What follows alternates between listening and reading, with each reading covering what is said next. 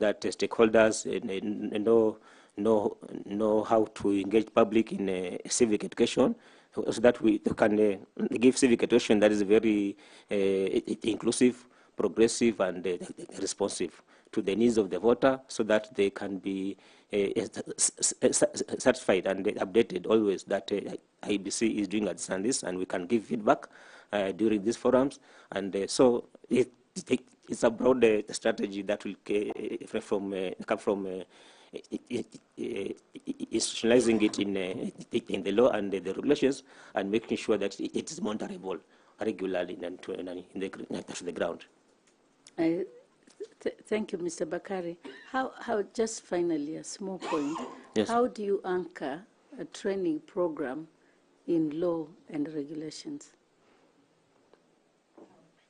We are the IEBC is apart from the Act and the regulations that have been stipulated, it has been also given the mandate to do the regulations for its daily implementation of election programs.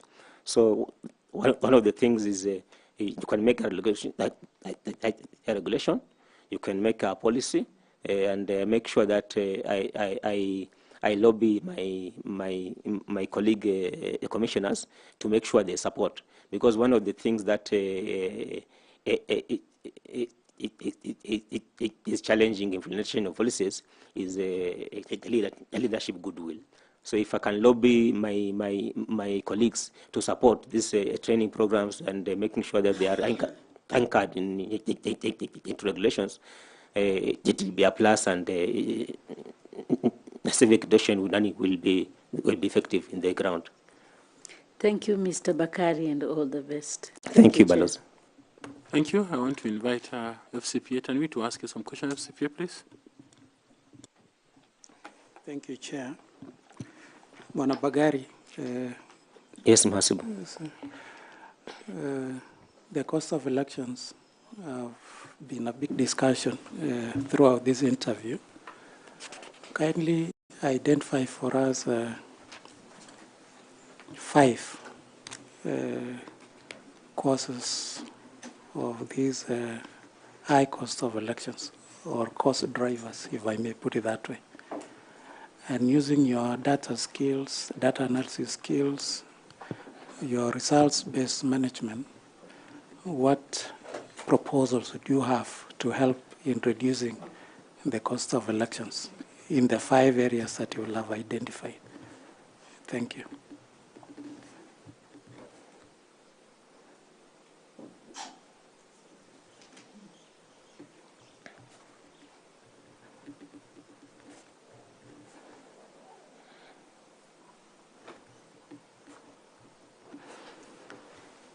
Thank you, FCPA.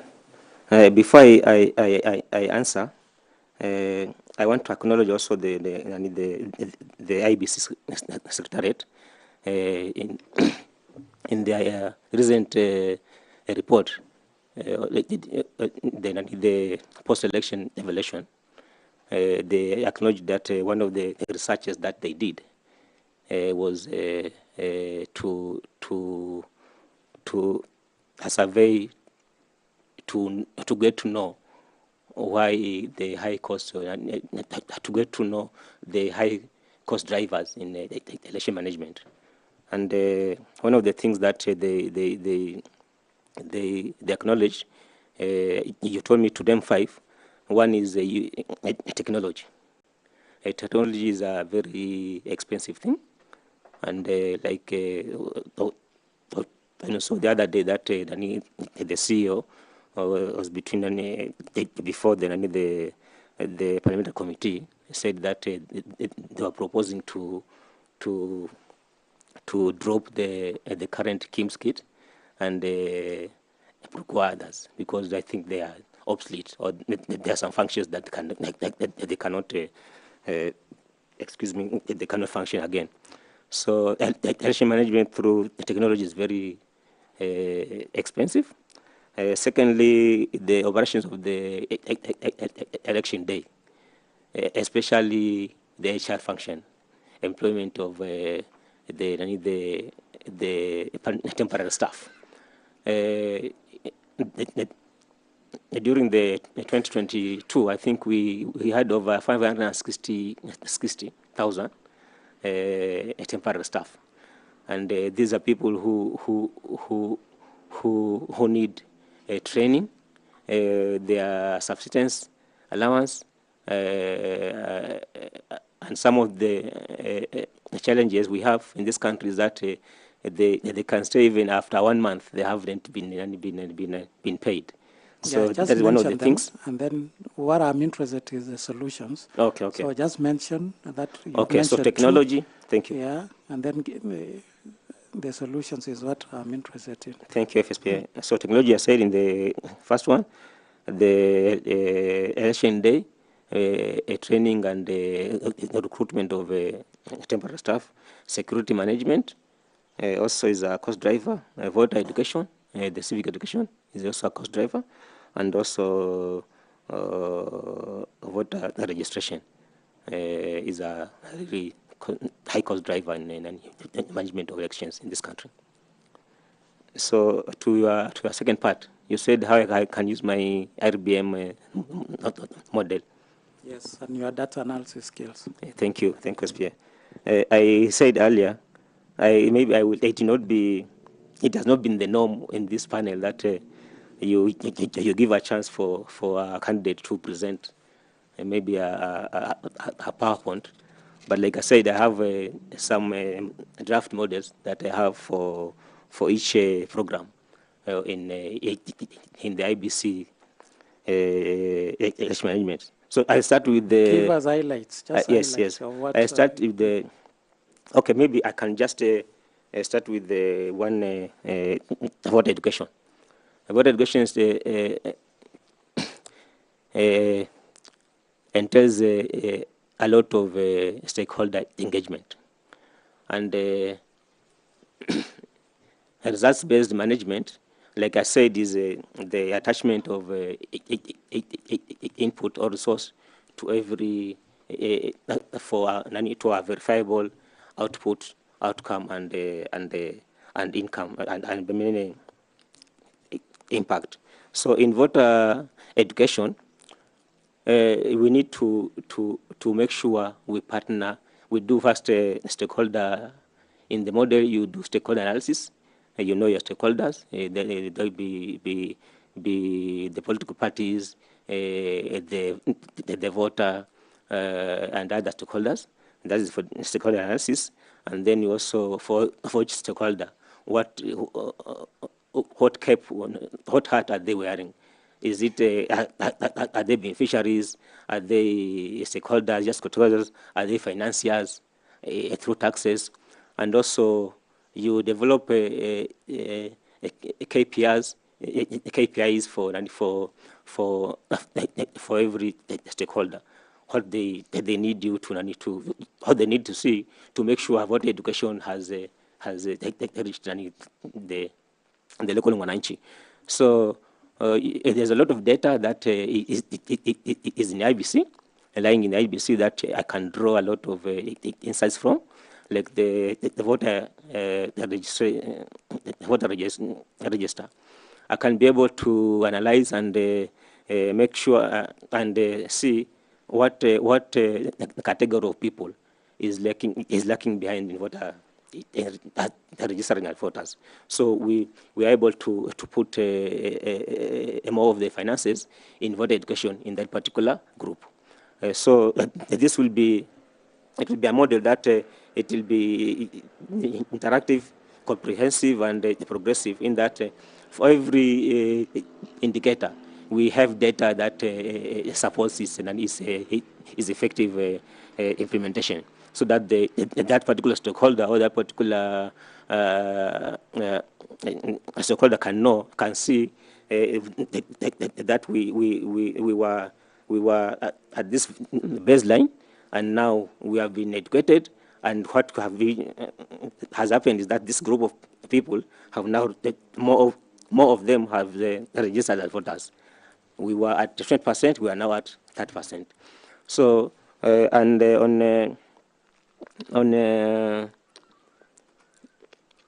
On technology, maybe I can just touch on technology.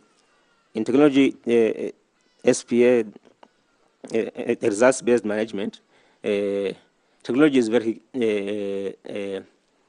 expensive, and if we don't make sure that every technology, because we should analyze what type of technology will come and help us do what. And if it is a technology for the BVR keys for registration of voters, if it is the KIMS kit and used during the election, we want to know the use of this technology and what we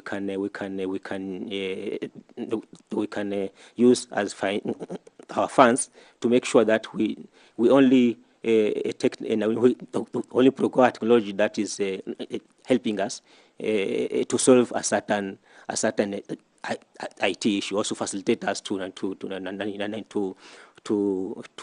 produce credibly and fair elections in a fair manner. And I think that's okay. I think the two examples you've given are sufficient. Thank you. So I wish you well, and thank you, Chair. Thank you, Masibu. Thank you. I want to invite Evans Misati to ask you some questions. Evans, please. Thanks so much, Chair. Sadiki. Yes, sir. I wanted to ask you a very simple question. Yes, thank you. From statistics, in the 2022 general elections, we had total registered voters around 14,200,000. Total? The total registered votes, 14 million. There's 22 million. Yes. Not now, 14. The ones who turned out to vote, around 14 million. 14, yes, yes. Now, there are those who did not turn to vote, but they were not registered. When you had such a number, it becomes almost 16, 17 million. Now, in our democracy, how will you rate that? The number of people who turned out to vote vis-a-vis the number of people who are total who are reachable to vote in Kenya. Thank you. The number of registered voters were 22 million. The number who turned out was 14 million. Yes. But and there are those who did not vote because they were not registered. So when you totalize that, that's like 7 million or 6 million. Yes. We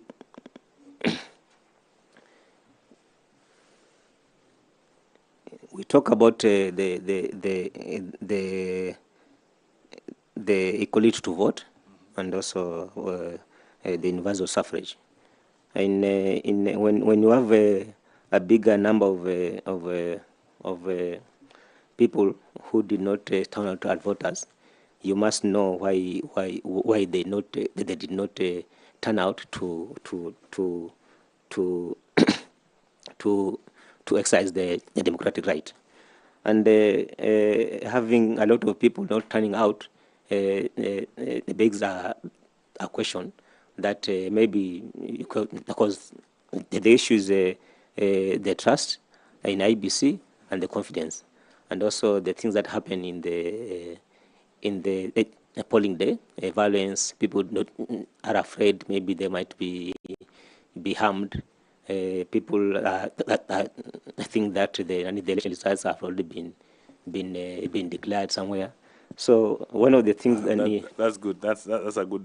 That's good. Now, if you are given an opportunity and you are an IEBC commissioner, because this assumption that information in public, are you able to do anything to ensure that the information that Kenyans have out there is authentic? In regards to that aspect of voting, because why would somebody say he's not coming out to vote because he thinks elections have been declared somewhere? Because today, as a panel, we are conducting interviews today. Yes. But on social media yesterday, it was already showing that we had already completed the interviews and we have sent the names. So as a commissioner, what will you do to ensure that such information going out to the public in a negative way is averted? Yeah, I thank you.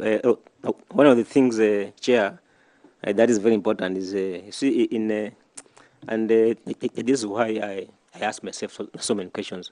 During election mood, the electioneering period, we have a lot of pollsters, polls, and giving us some percentage that maybe 44%, excuse me, of voters. I think that IEBC will be credible in this election. Excuse me. So I think there's a need to make sure that we give information to the public. And one of the things that like I mentioned, I was talking to Wakili here, is self-evaluation. If you have data in your disposal that you are doing well, or that the percentage of how the percent of people are getting outside and then the IEBC offices is different from what you have. For example, what I said that I'll be able to make sure we self-evaluate ourselves through a feedback system. We will make sure that we give information to the public, contrary to what is may be given by the media and the social medias. That is contrary to the image of the Commission. And I will make sure that we give this information constantly, because these people need to get the right information before they give out the wrong information. And it is very key that before you because one of the things that in the election day is fake news. You can be told that a candidate has declared that they're not running again, and this is your candidate. You want to go to for election.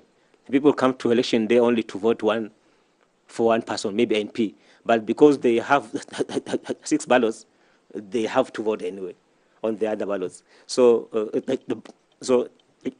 if any intimidation and false news they get in the very morning, they might as well not turn out to vote. So there are a lot of things that cause apathy to voters. So fake information, intimidation, violence, mistrust to IEBC, and so many. Thanks so much, and I wish you all the best. Thank you, sir. Thank you. I want to ask Ms. Fatuma Saman to ask you some questions. Fatuma, please. Thank you very much, Chair. Sadiq, please tell the panel why stakeholder mapping is so essential in managing elections. Why is stakeholder mapping very important in managing elections? Thank you. Thank you for the question. Stakeholder mapping is very important in the election, the civic education and voter education.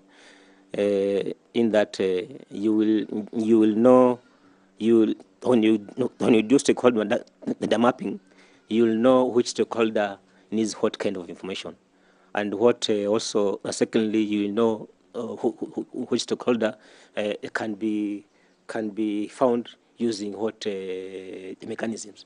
If it is the social media, if for youth you can use social media, for people who are women and disability you can use other mechanisms.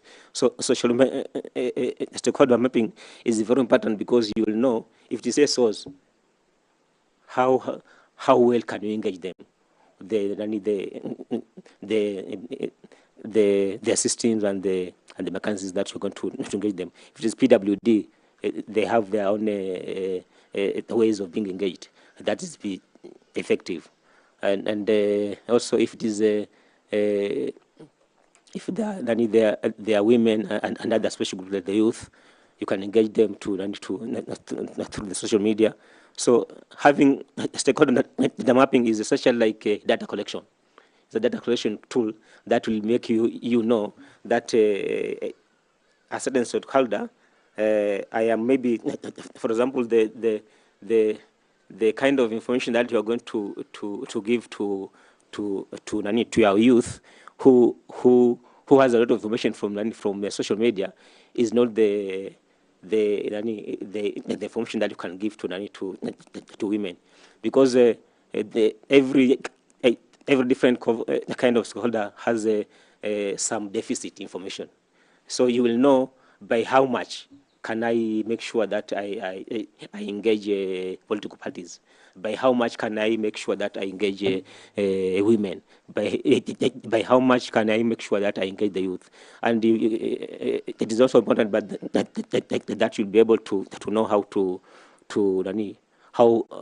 how much resources you want to put into this exercise, because every stakeholder engagement it is very costly. And some of the things that you'll realize when you do stakeholder mapping is that you can use some low-hanging fruits that can never maybe can never be as cost as it could have been if I had not done the mapping. So a situation like social media, perhaps, like the youth in this country don't want to be told these days. They want to be heard. So where do we meet them? We meet them in the social media spaces. And like I said, I gave an example of the performance contracting that I'll propose. The targets that the CCs will be signing is that they will have to do partnerships with the social media influencers to get the youth. So you'll do this, all these strategies and targets. You'll make them after you've done the stakeholder mapping, so that you know how much you can budget, and by how much the deficit is needed of information to this stakeholder as opposed to this other stakeholder. So thank you. I think I've answered your question. Yes, you have. Sorry, I stammer a lot, so. It's okay. I've gotten everything you said. Thank you. Thank you very much, and I wish you well. Back to you, Chair. Shukran. Thank you. I want to ask Nicodemus Bode to also ask you some questions. Nicodemus, please. Thank you, Bakari from, I saw you went to a school in Kilifi. It's called Sokote. Yes, Sokote Secondary School. It was and it's a very, it's a low school in Kilifi. It was even lower when I attended than and you now. Scored a B. Yes, and with mathematics, A in mathematics. And I scored also an A in mathematics in primary school. Yes. I'm very proud to mention that, because it is the background and the fundamental foundation of my statistics and M&D career, as today we speak. So that is, I want to congratulate you for that, coming from that very low school and scoring a B. Thank you. I'm sure you had been given a chance, and if your parent had enough resources to go to a provincial school that you had been invited, maybe you'll have scored better. Can you imagine I was the first one? In Sokote Secondary School? Yeah. Or in Kilifi? That question has been addressed, like Honorable Manduku. He had already expressed that he may want to step out. Since it's related, it's just 2 minutes. But now maybe there is a Sigei had asked a question, and I'm sure he had asked on behalf of many Kenyans. There are times we can have some chiefs who are probably interdicted based on maybe allegation of some fake certificates. Later, maybe the court establish the opposite. And it takes a lot of time or forever to have them reinstated. In fact, to give an example, CS, in my own county of Narok, and I'm sure even Beverly knows, there's one chief who unfortunately died on Friday. He just collapsed, heart attack, died. I wanted to, that chief, and Beverly know, somebody, Grandpa or somebody, you know, he has been actually, I think, coming to the office. This chief was interdicted on allegation of fake certificates. Of course, even another chief was put in his place. They went to court, verification of papers were done, and the opposite was confirmed. I think out of those frustration or something and all that related, on Friday, when actually he was attending the wedding of his daughter, I think he got some heart complication, pressure went up, and he died. We are going to bury him on Friday. We cannot able to say maybe that was the cause, but you never rule out. So Sige is talking on behalf of many, many, many Kenyans who could be undergoing the same. Actually, Kramba, Bifalini, remember, Bifalini, no, Kramba, he died. Yeah. So, Chair, I think the case of Ambassador Sige is Mr. Kitu, right? Yes, and I'm told that his case is still ongoing in the Public Service Commission as a disciplinary issue. Mr. Chair, you know sometimes, let me be very honest, you know sometimes we all know that this chief is indisciplined or some way has committed certain, let me use sins so that I don't use legal, some sins in the village. But to provide the evidence in court may be very difficult. And even there may be no witnesses who go to court. But you can tell as a public officer that if this chief continues to be in office, either sexual offenses are not being dealt with in that area, or he is also being suspected of a similar offense, or is a drunkard, you know, but by virtue of court processes, he remains around, and illicit brews and all that are all going in a particular place. So the challenge is that, yes, you can have a court order saying this person is not, is okay, is not guilty, and so forth. Sometimes we may have to think of maybe giving them even some different clerical work elsewhere to just meet the same concerns you raised earlier, that person must meet certain threshold of integrity when serving in a particular locality. So there has to be a room of some level of discretion without so much vindictiveness on how to deploy such people after they succeed even with a court process to shield the community. Because if that person already had a case and some people are witnesses in their community and so forth, you can see that even his performance is going to be hampered. So maybe we need to have that kind of discretion, maybe even monetary compensation or something for the period of their contract, so that you free and get a chief. As I said earlier, in some areas, it might have been nice in some areas to basically, if it was possible, if our election process was fair and influenced with money, by money and so forth, it would have been even the best for communities to vote for a chief. I'm telling you the truth, because that is a person that must garner the support, the highest number of the people in the location or sub-location.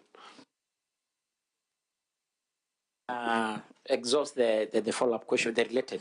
So that we dispense this question, and you go to the next. Yeah, the one for Kureso is just straightforward. I'll read it. I don't see Honorable Tonu here, but and I think I also responded to this question on the floor. Somebody did a follow-up. So just no wonder the MP is not here, because I already answered him on the floor. But for the record, currently. Wait a minute, this is for number 5, so I meant number 4. Number 4. On number 4, Mr. Chair, Kureso, yes, thank you. Mr. Chair, person to powers conferred under Section 14 of National Government of Nation Act. I think I answered this question, Chair, on the floor. So let me not reread it. That's what I said. Yeah. Out of the 13 or 11, 2 already dispensed of. I answered you that. You did respond on the floor.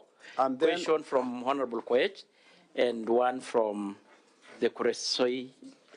I don't know if I answered Chepalungu. I don't remember. The one for Victor, which is also one page. Mr. Chair, let me just read it. A member of Parliament of Chepalungu constituency, Victor Koech, requested regarding a statement regarding the operationalization of administrative units in his constituency, particularly status of operationalization of Chebunyo and Kongasis divisions, report on the delay in operationalization of casseted units and timelines for activation, and measure taken to align administrative boundaries in the affected areas to ensure constituency with political boundaries, particularly in Nyangores ward, to avoid residents being disadvantaged during recruitment. Currently, number 1, Mr. Chair, is that currently Chepalungu sub-county has 2 existing divisions, that is Sigor and Siongiroi.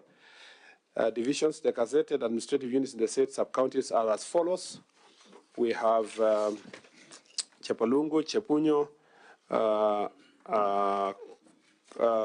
division, which is Tilangok locations, and Nogirwet sublocation.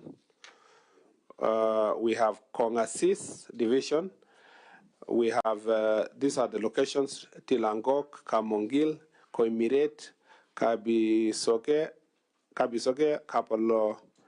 Kapole Seroi, and Kabolwa. And then locations are Nogirwet, Kamasiro, Kamotio, Sokoror Bay, Kipkuror, Mukenyi, Kapsaiyalel, Kablele, Kimatisio, Kimananga, Kosia, Chebelion, Ak Labotiet. At the moment, the ministry has not received a budgetary allocation to facilitate operation of all gazetted administrative units across the country. Mr. Chair, report on the delay in operationalization of gazetted units and timelines for activation. The current financial year 2024-2025 budget for the ministry is unable to accommodate operationalization of the gazetted administrative units. However, once National Treasury allocates funds for the operationalization of these units, the ministry will prioritize and implement the operationalization of administrative units, including those of Chepalungu sub-county. Critical measures taken to align administrative boundaries in the area affected to ensure consistency with political boundaries, particularly in Nyangore's ward, to avoid residents being disadvantaged during recruitment. A critical principle for creation of administrative units is bringing service closer to the public. However, should residents desire to align administrative units to existing political boundaries, the same should be subject to public participation, and the ministry will take necessary administrative action.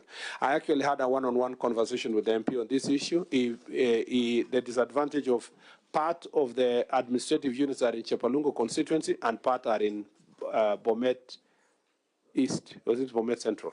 So, and we have already told him to commence the process of public participation so that we can align it with administrative or political units.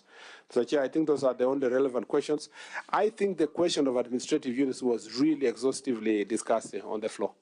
In terms of timelines, operationalization, division, sub-counties, and so forth. So allow me to close in that topic. So, that issue. CS, as you close that topic, for the purpose of record and Kenyans who are actually following and interested in this, you remember quite well that, of course, why you were called, and it was the first one because it became a very common everyday question in Parliament. And it became very clear the problem has been always about budgetary. And was the committee who actually oversight the ministry, the rough budget to operationalize all gazetted units stand at around 2.4 billion. I think the PS, when he represented you, said so. And I don't know whether you remember or you acted. The speaker did make a ruling that day, or a directive, that now you tabulate all the units that were pending operationalization, attach the budget, so that between the ministry and us as Parliament, we think and work around on mobilizing resources to have these issues sorted and once for all. I think that was put as requested by the Speaker or directed, and it's 3 weeks.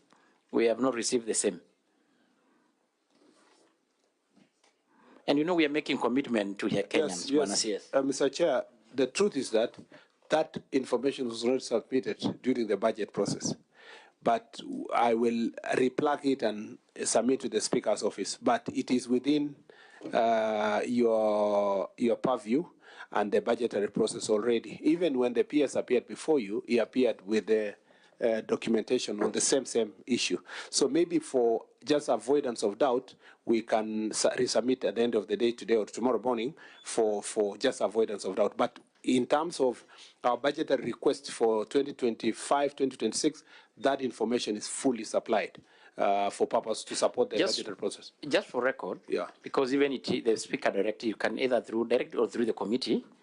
Let's have that report through the committee, enumerating all the units and the budgetary gaps, so that we within Parliament also, as an appropriating institution, we can see how to help us. I'll do that latest tomorrow morning. Okay. Lastly, before you leave there, Kenyans, I don't want to. There is some pronouncements you did make on the issue of promotion of graduate chiefs to either principal chief or ACC.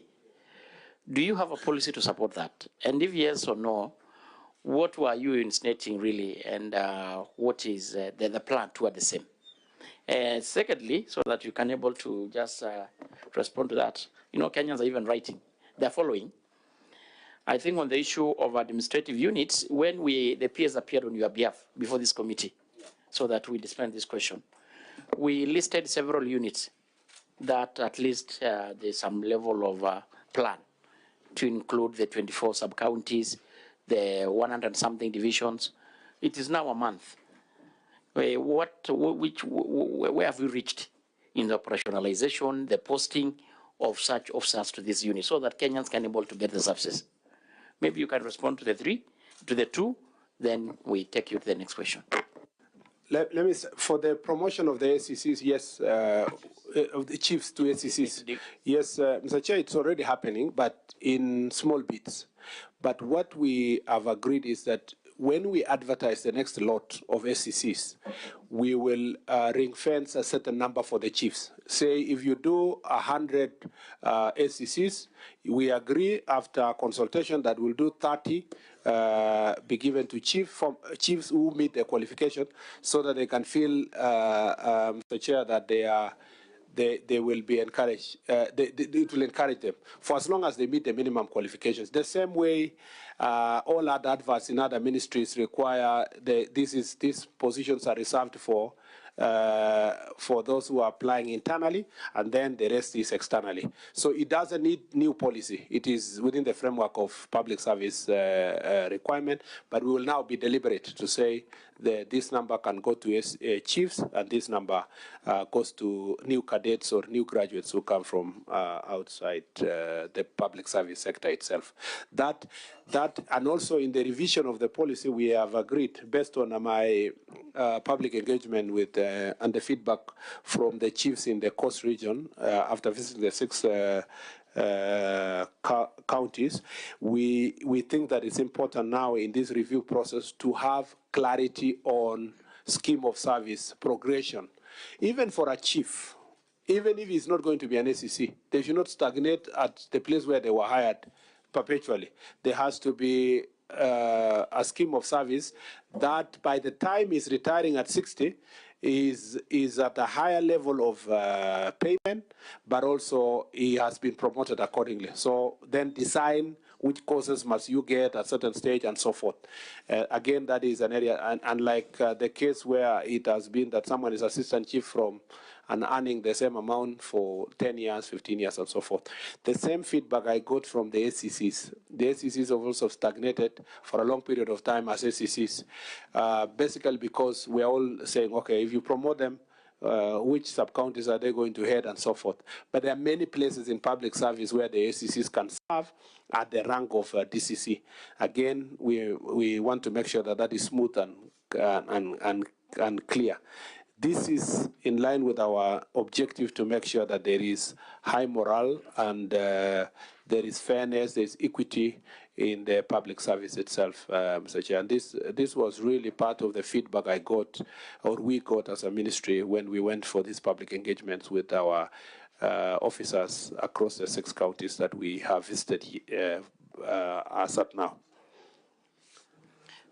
Actually, just so that you respond to that, there is even an anonymous officer who has written, Honorable Mheshimiwa Chair, we are following the proceeding with the CS. Please ask him some question on delay in promotions. Some officers have stayed in one job group for 7 years. That's SCCs. Also, when it comes to training, of course, which guarantees them a career progression, there is a lot of biasness. For example, diploma courses, which is organized by the government, officers employed in 2015 have not attended the Kenya government School of Government. Yet officers employed in 2021 have been taken. Mr. Chair, if you saw my, again, for people who followed the public engagement we had in Coast, the ACC Barasa in Kilifi, for example, made a very passionate presentation, which Mr. Chair, because he was an ACC in my county when I started politics in 2013, he compared my career progression to his. Mr. Chair said that he saw me campaigning, and now I have moved all the way to being a CS. Almost 14 years later, he's still stagnating in the same position.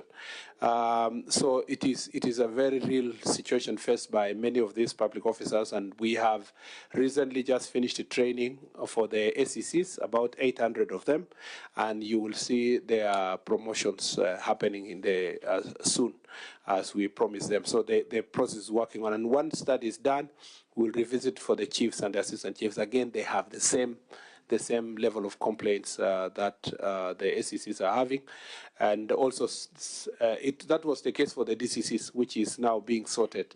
And you know it was also the case for the county commissioners, which they have just finished their interviews.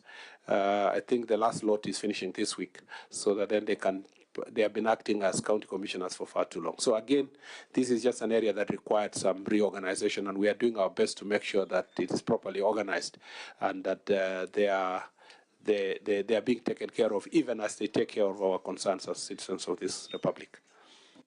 Update on the units that we had agreed that we are ready to operationalize? It's actually when we give the report tomorrow, it should also include the ones that were funded for this financial year, which already we have posted some of the. Where it was easy was to post the DCCs and SCCs, and then now we have to hire for the chiefs and the assistant chiefs. Again, Mr. Chair, now that agreed the issue of SCCs and DCCs because there is no recruitment, yes, and no extra budget per se, apart from AIE. Yeah. We fast track them. We're supposed to have almost this. Mr. Chair, we are doing that, but it's very serious when you send someone to Mukutani, for example, which we have already done, and he has no office where he's going to operate on, or you have sent that person to a place called Koloa, which we have done, but he has no office, he has no vehicle, but because of especially the security areas, there has been concern that let's just have the officer. So you send them, you don't have AIE, you don't have a car, and you don't have an office. That's why we've done it, because it's easy to do it for the SCCs and DCCs, but it doesn't mean that that the problems have gone away. We'll have to revisit the issue of the vehicles and the AIE. Otherwise, you can send somebody and then he sits in the office there and is unable to go to the field. This is my personal request, and a ministry request actually. It's not only personal, that if we work closely with as yourselves as patrons of the NGCDF and the NGCDF board, we should support, in some cases, minimal infrastructure to enable these officers to have a place they can operate from. And some constituents are already doing the same, and it's helping us to make great progress, even as we jointly look for resources for this infrastructure. The mobility issue, we can see what to do, but the conversation is ongoing with Treasury, and as it was promised, by July, August, we should be able to have some vehicles which have been leased, and then we can see, starting from the most needy areas, see how we can support our officers to go to the field. So the list of the ones we have already posted can be shared tomorrow, together with the other request that was made. But I will kindly request to move to the next set of questions. I know these ones that got a lot of public interest. The other one may be specific. I'll just. So let's just get Masara 1 minute, then we take the next question in the order. So Mandugu, Chair, in case you want to step out. Chair, on the issue of training, I have a proposal for the ministry. I know of chiefs who were employed almost 6-7 years ago who has never gone for any training. And that one, whatever they are giving to the public, to be honest, is substandard. You can devolve training in such a way that instead of all of them coming to School of Government in Nairobi, you can take them in counties where they are during holidays, where there are teachers training colleges. The instructor can come to those areas and then they can be trained. Actually, I'm very specific. In my area, I've wrote to you when I was in this committee last parliament, that I was ready to capacity, because we have money in the CDF for capacity building, and chiefs and assistant chiefs are part of our PMCs, you are to bring them to my place. I've never gotten a response to the same. Because in my area, I know chiefs who have been trained the way they handle their work, and the untrained one where there is a gap. So you need to roll this thing down, not because of lack of resources, the government may not train them at the right time at the school of government. But the lecturers at school of government, at times they lack what to do. You can have an arrangement with the county so that you can train these chiefs and assistant chiefs at the local level. It will be less expensive but very effective. That's my proposal, Chair. Two things that we can take from the Honorable Masara. First of all, the schools, the school of government is already, we are in conversation with school of government to decentralize the training. Because if you have about 13,000 chiefs and assistant chiefs, it will be unwise to bring all of them to Nairobi, to APTC for the training. So already the process is ongoing for decentralization. Maybe then, if, which is the second part of your request, if we know that we have a request from a member of parliament who has some resources and is willing to be deployed for training of chiefs, then we can work on a curriculum where the people training is ourselves. I mean, the standard, whatever, the ministry itself, and then the resources can be channeled in an agreed manner, to say it will go to school of government so that they can buy 1, 2, 3, 4, or they can meet accommodation, and then the training and the training curriculum can be done. That partnership, I don't see anything wrong with it. We're already partnering in building police stations. We are building together administrative units. Training for the chiefs will be very, very much welcomed. I think let's just work on the curriculum, how it will look like, and the accountability for the same. Yeah, that's all. Question straight to the warriors and the rest. I know this one specific to individual counties as opposed to the chiefs.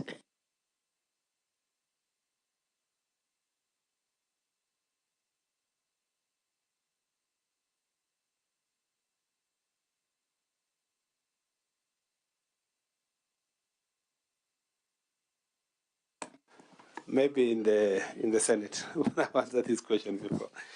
Mr. Chair, the Honourable Chairperson, members of the committee, the Member of Parliament for Garsen constituency, Honourable Ali Wario, has requested a statement of the fatal shooting of Mr. Isaac Abdullah Jarso by KWS officer.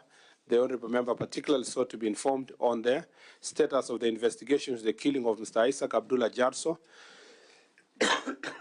excuse me, and steps taken to apprehend the officers involved. Reasons for the shooting to death of Mr. Isaac Abdullah Jarso by KWS officers, action taken to prevent further confrontation between KWS personnel and local herders to avoid similar tragic incidents, measures to enhance good cooperation and relationship between the law enforcement agencies, local communities, and other stakeholders to avoid escalation of such incidents in the future. I wish to state as follows, Mr. Chair, a very long statement, but I also want to confirm that I have engaged the Member of Parliament on this particular issue in his county, in our recent visit to the county, and I appreciate the engagement we had. Mr. Chair, and this, of course, I must answer for the record for Parliament. First, part one, Mr. Chair, the status of the investigations. On 29 December 2024, on approximately 10:30 hours, a contingent of 23 Kenya Wildlife Service Rangers embarked on an operation to remove cattle and others who had allegedly settled inside Savo East National Park.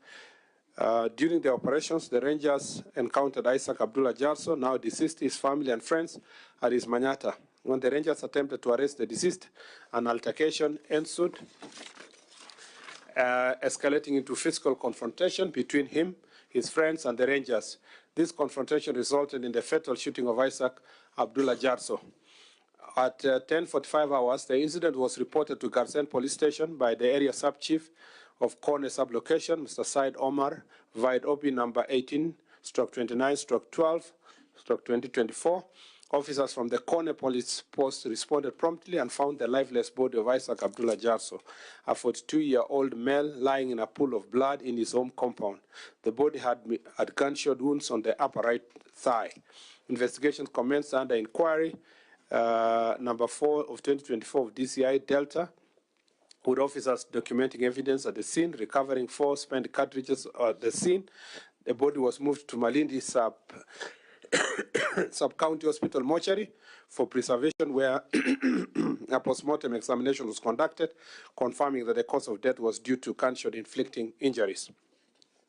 As part of the investigation, statements were recorded from the key witnesses, including the deceased wife, 2 friends who were with him at the time of the incident, and 2 brothers who arrived after being alerted about the shooting.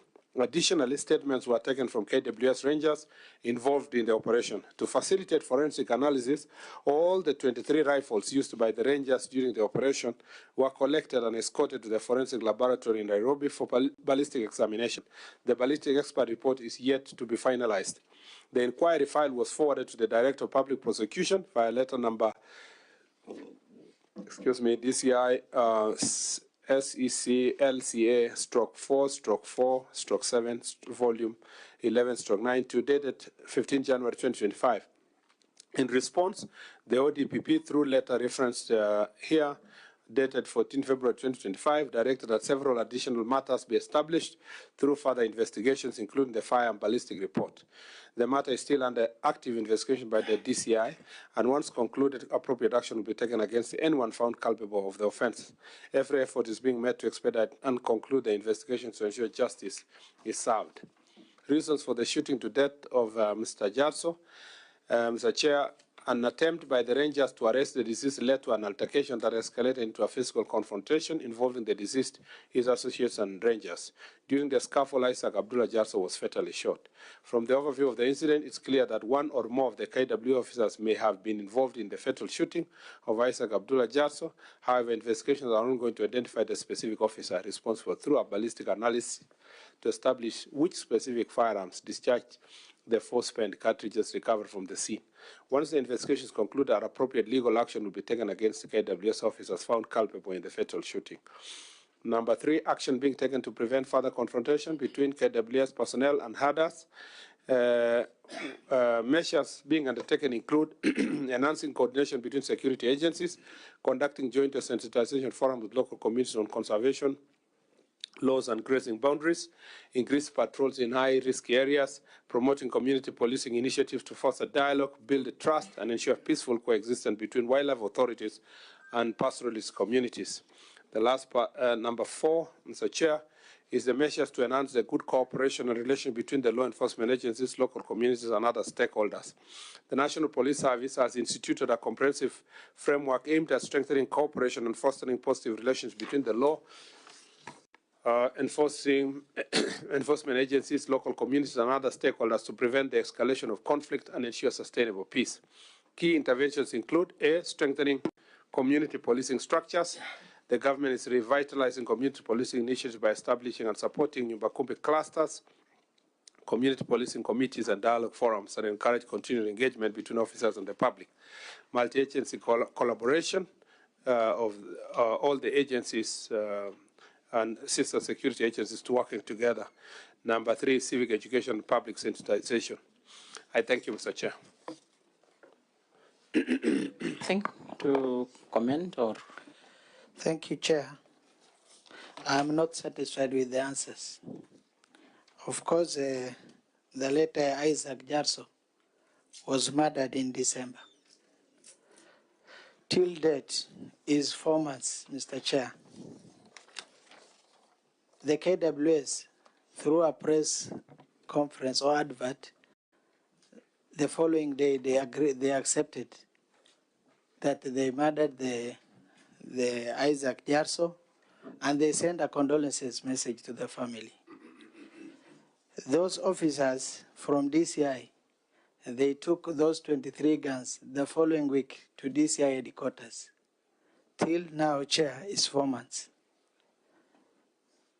Is there a problem at the DCI for ballistic tests? Because, Chair, those cartridges were found, the body was found, and those officers went on duty. They were known. You know, that's justice delayed. Justice delayed is justice denied, Chair. And the CS has not given the timeline when this will happen. The arrest will happen, Chair. So I think, you know, the family is crying for justice. and the people of Garsen, the same crying for justice. You know, the life lost, person killed in front of his family, wife and children. It's very sad. You know, he was a madrasa teacher, this guy, very obedient. And then they said he was killed approximately 23 kilometers inside the park. There is a conflict of boundary. He's not killed inside the park. So, Chair, we want a satisfactory answers for the family and the people of Garsen so that those officers responsible can take into the court. Thank you. Thank you very much, Chairman. Waziri, I've listened to you and also I've read through the statement. I think that is why they say sometimes a local action can have a strategic effect, because when we are told that 23 KWS Rangers were going to arrest an armed civilian, and in the process he was fatally shot, I think the sums are not really adding up.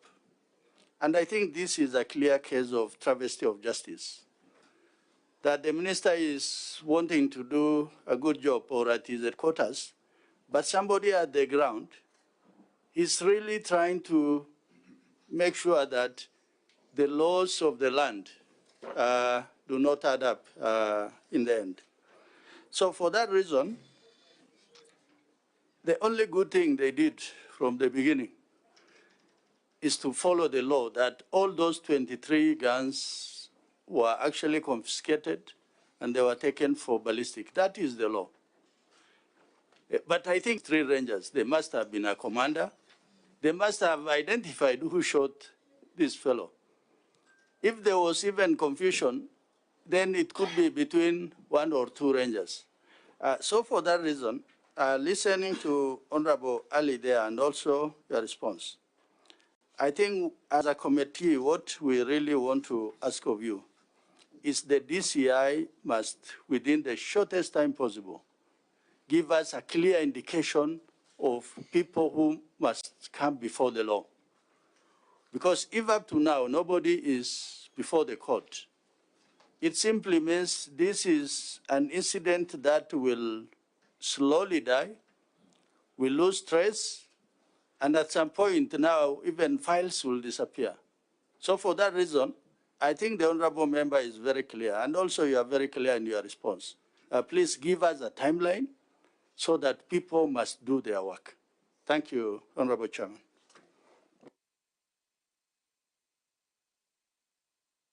Chairman, I also wanted to echo the same, that what is clear in this matter is that the KWS Rangers had a singular purpose in this case, to go and kill the person they intended to arrest.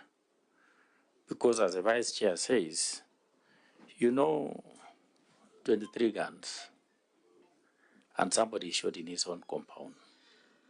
The matter has taken 4 months. It appears it is a strategy, more or less, so that, you know, the matter cools, the public forgets, and then justice is lost.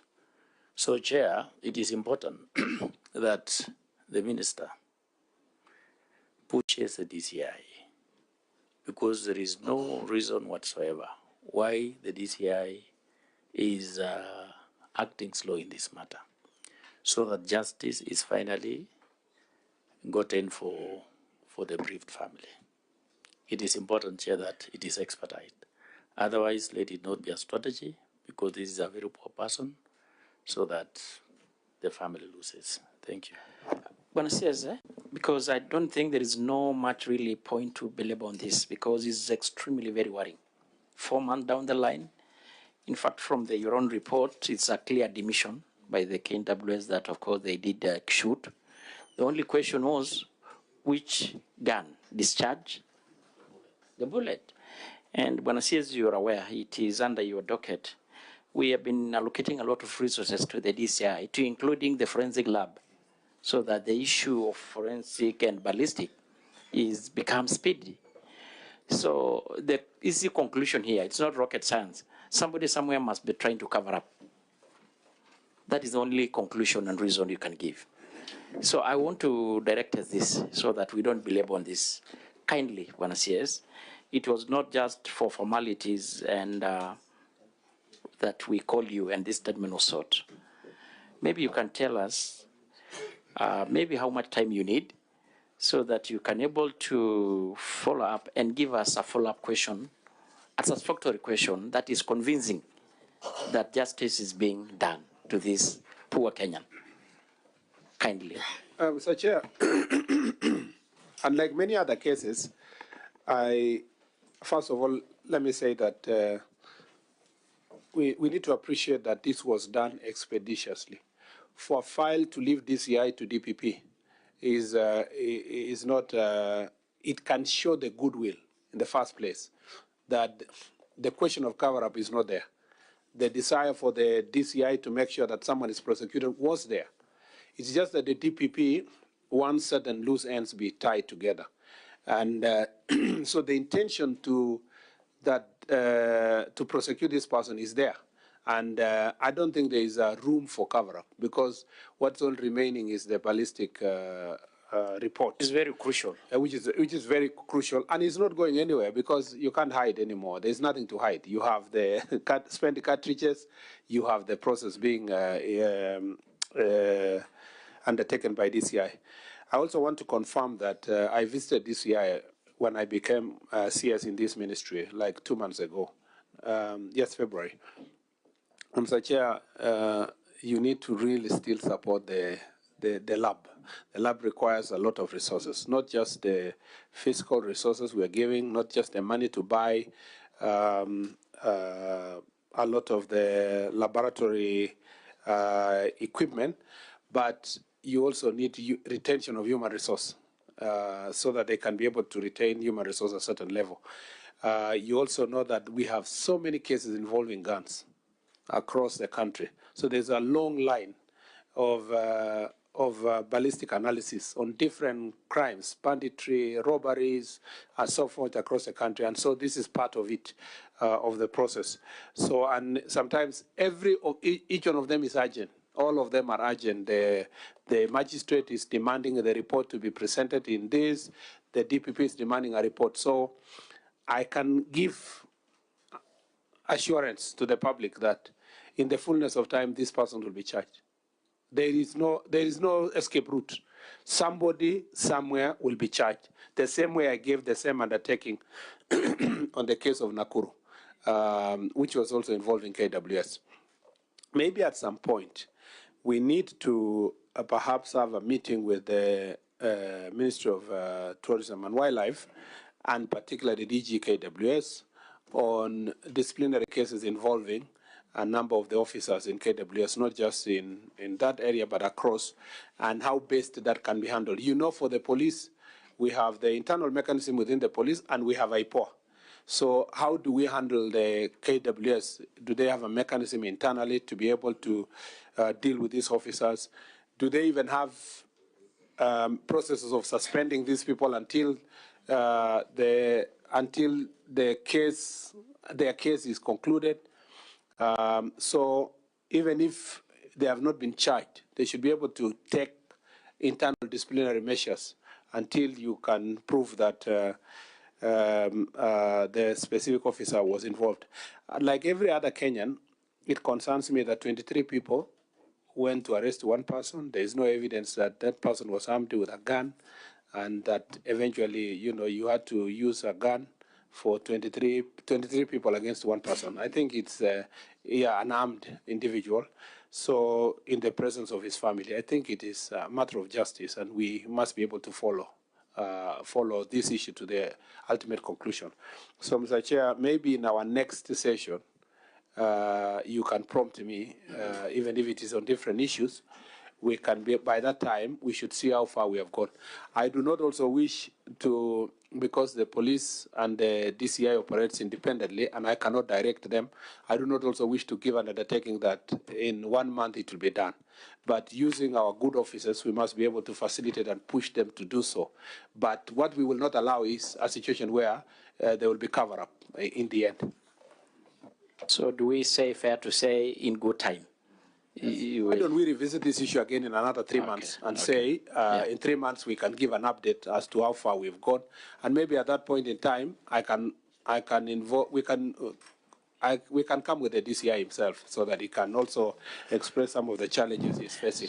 But hopefully in those 3 months, both the case of Nakuru and the one for Tana River will have gone to court, because you can see also DPP was dissatisfied on certain issues. At some point, it will leave the DCI, it will go to the DPP to make a judgment on the prosecution. Anyway, while on that, so that I give Wario or Liz, you know, you raise a very, very pertinent question on definitely the role of the IPOA vis-a-vis the issue of gun rangers and other gun holders. Of course, their mandate is very limited to the police. And I think it's a conversation. I remember there is a bill being proposed by, I think, Senator for Bomet or something like that. Try to expound the mandate of the IPOA to include the game rangers.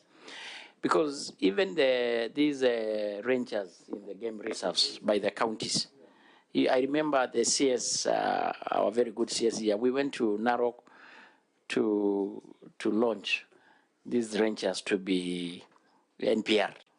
And they have got very sophisticated guns. And at times, the regulations around how these guns are controlled is not very good by CS. And it's good to admit that. You can even able to do an investigation. They don't report to our police command. And at times, these gun holders, including the game rangers, they become a militia of governors. In fact, in my own county, it is almost akin to that.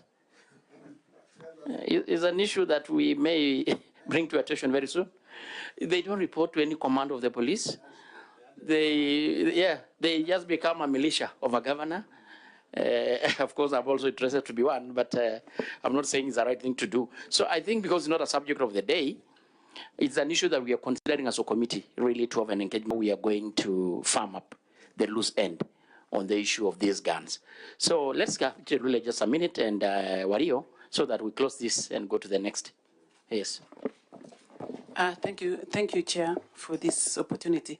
I just wanted to ride on the question by Honorable Wario, and I'm happy that the CS is reporting that he's aware about the Nakuru matter, and I really want to thank him because the other day he was in Nakuru, he was able to speak to the parents.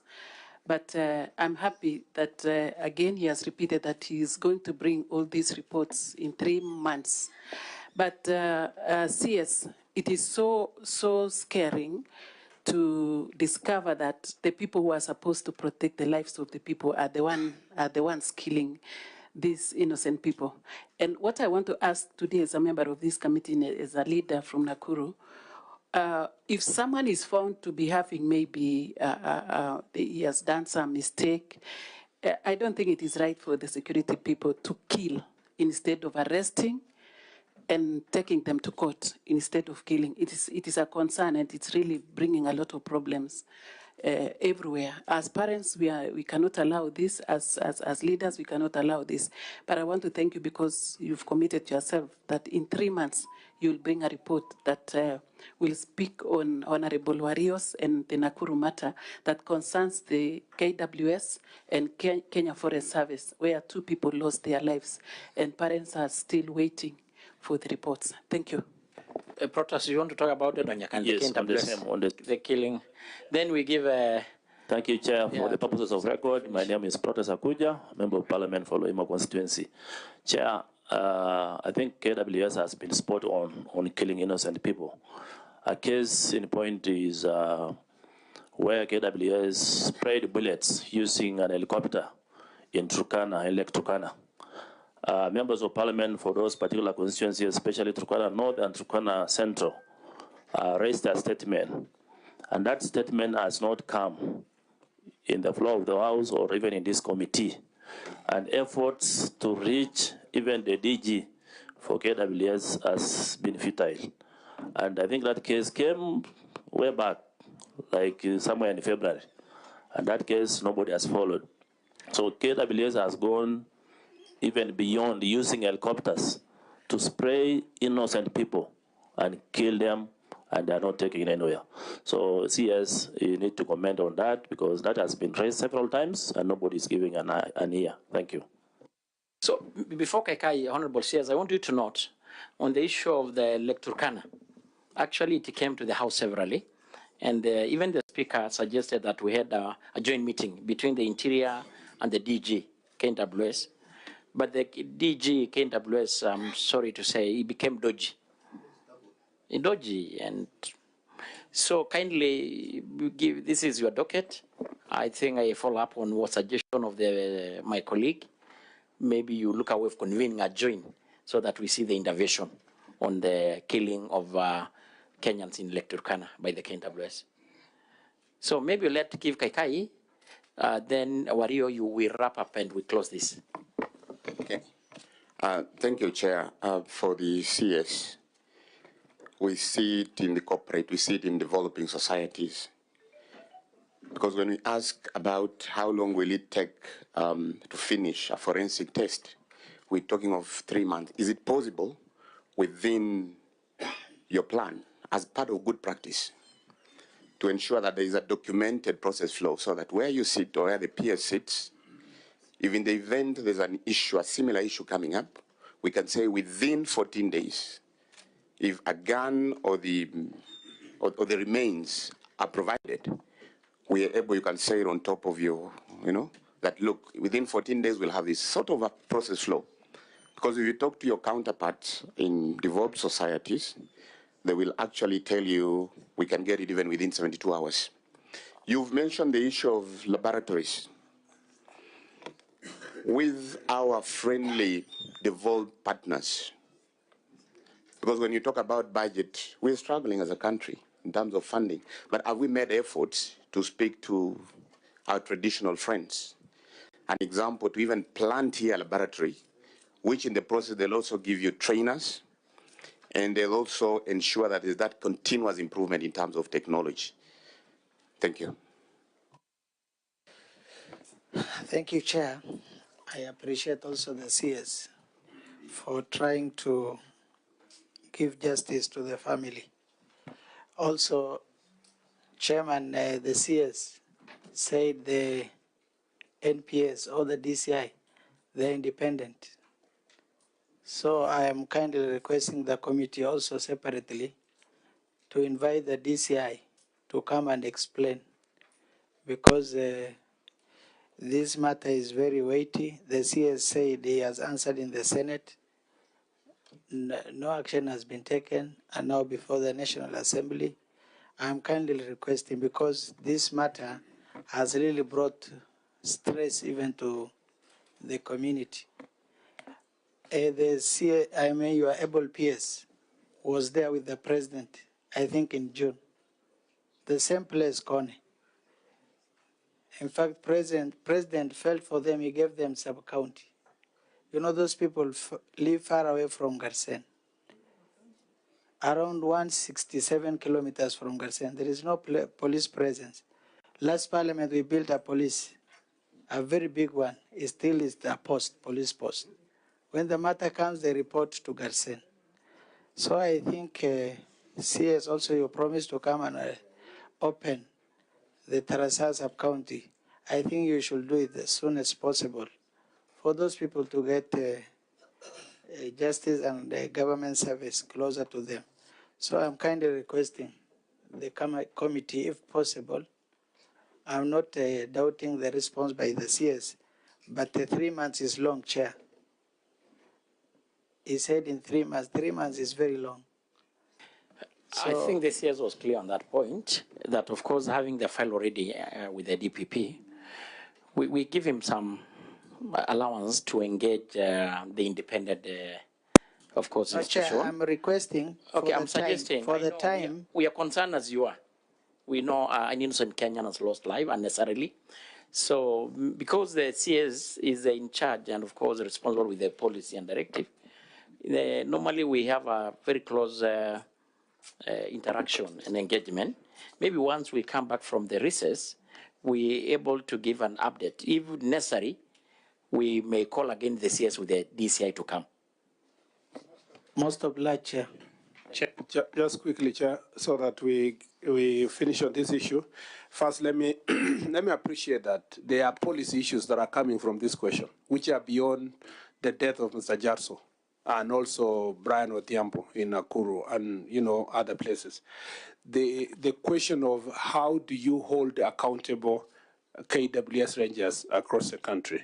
Even county rangers. Yes, I will come to the county one, but for KWS and KFS, KWS and KFS, there is no reason, in my opinion, why this committee cannot propose an amendment to the IPOA Act to include all the armed, as long as not the Kenya Defense Forces, these all other armed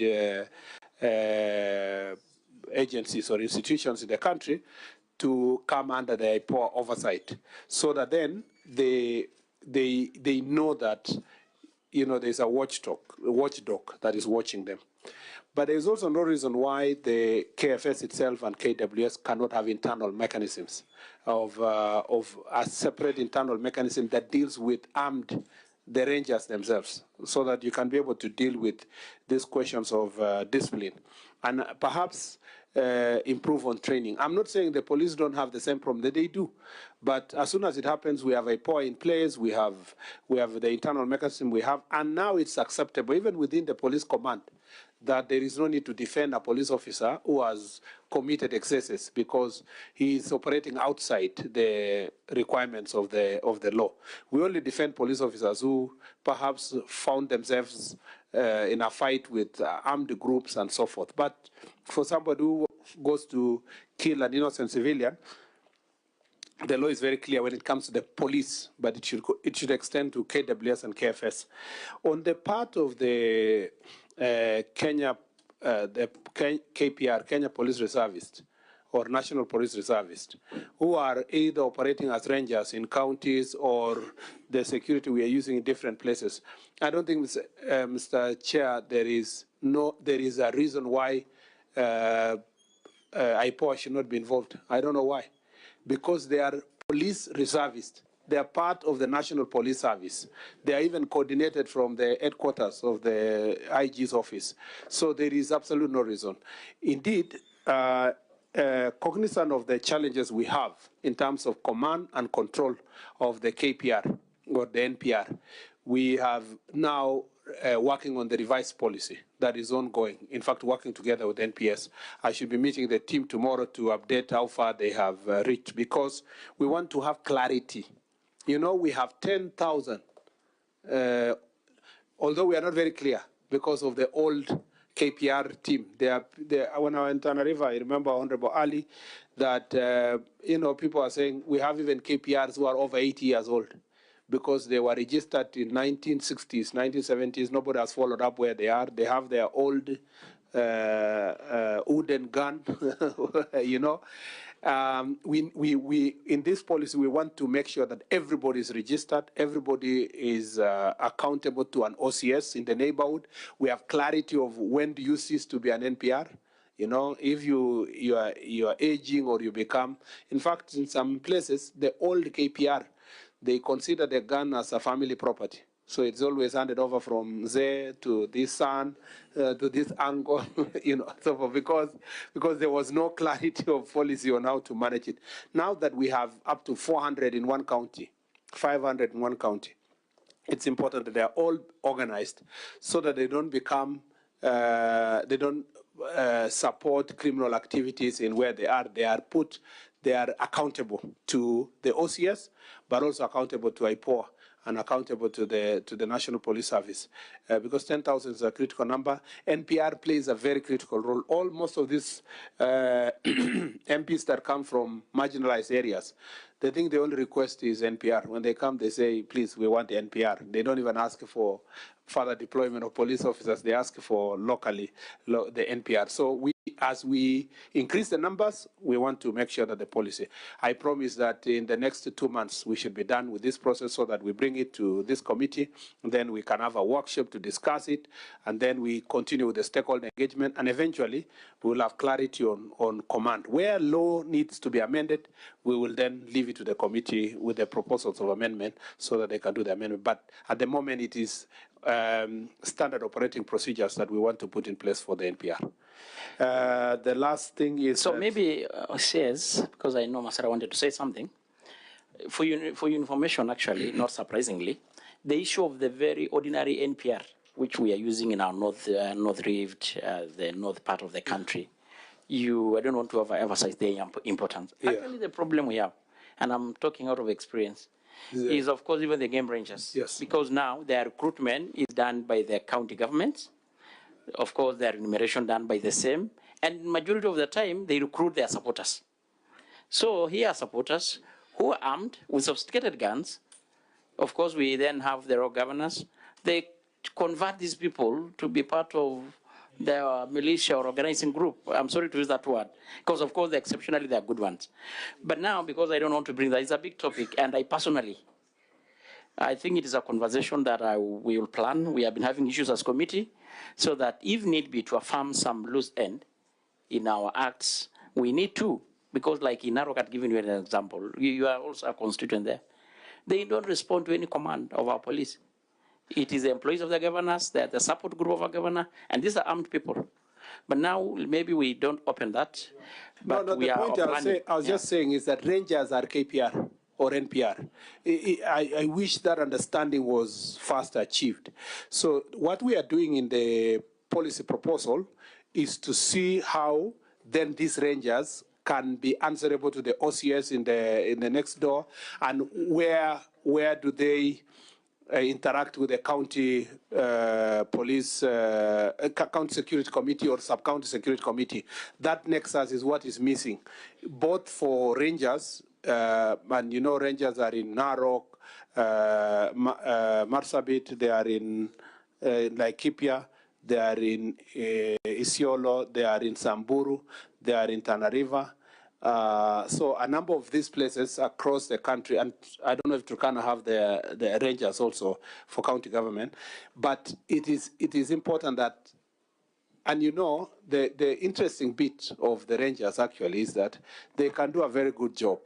In Laikipia, for example, they have been very supportive in terms of fighting banditry, and in some, I went to one of the ranches, conservancy, sorry, and I was shown the way they are kitting their rangers, the way they are giving propaganda, of course, with the permission of government, and the technology they use, including drones, has helped in banditry in that area. In fact, I feel like I wish there was a way we would be organizing all the NPR across the country.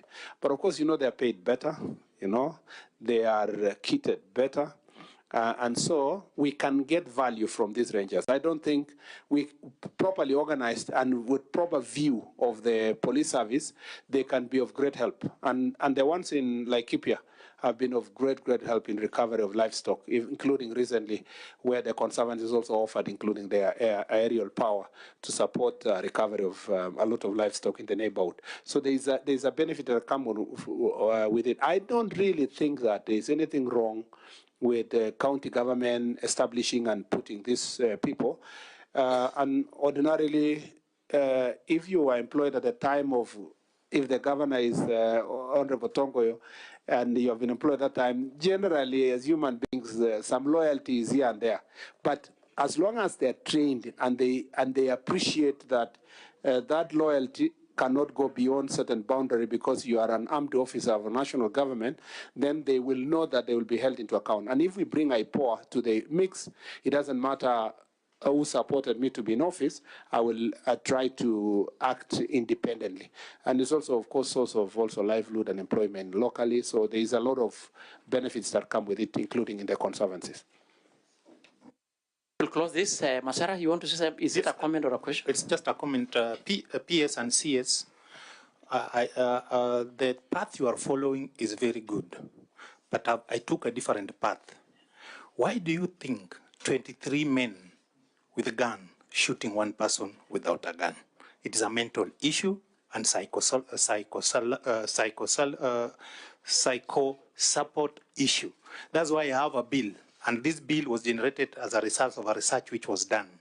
Now that you see now, in my first term as a parliamentarian, I concentrated on the police officers because these issues were more of in the police officers. But you see now we are bringing KWS, many cases where they are killing other people. So this bill, Chair, I support you. I thank you for supporting it in the third reading.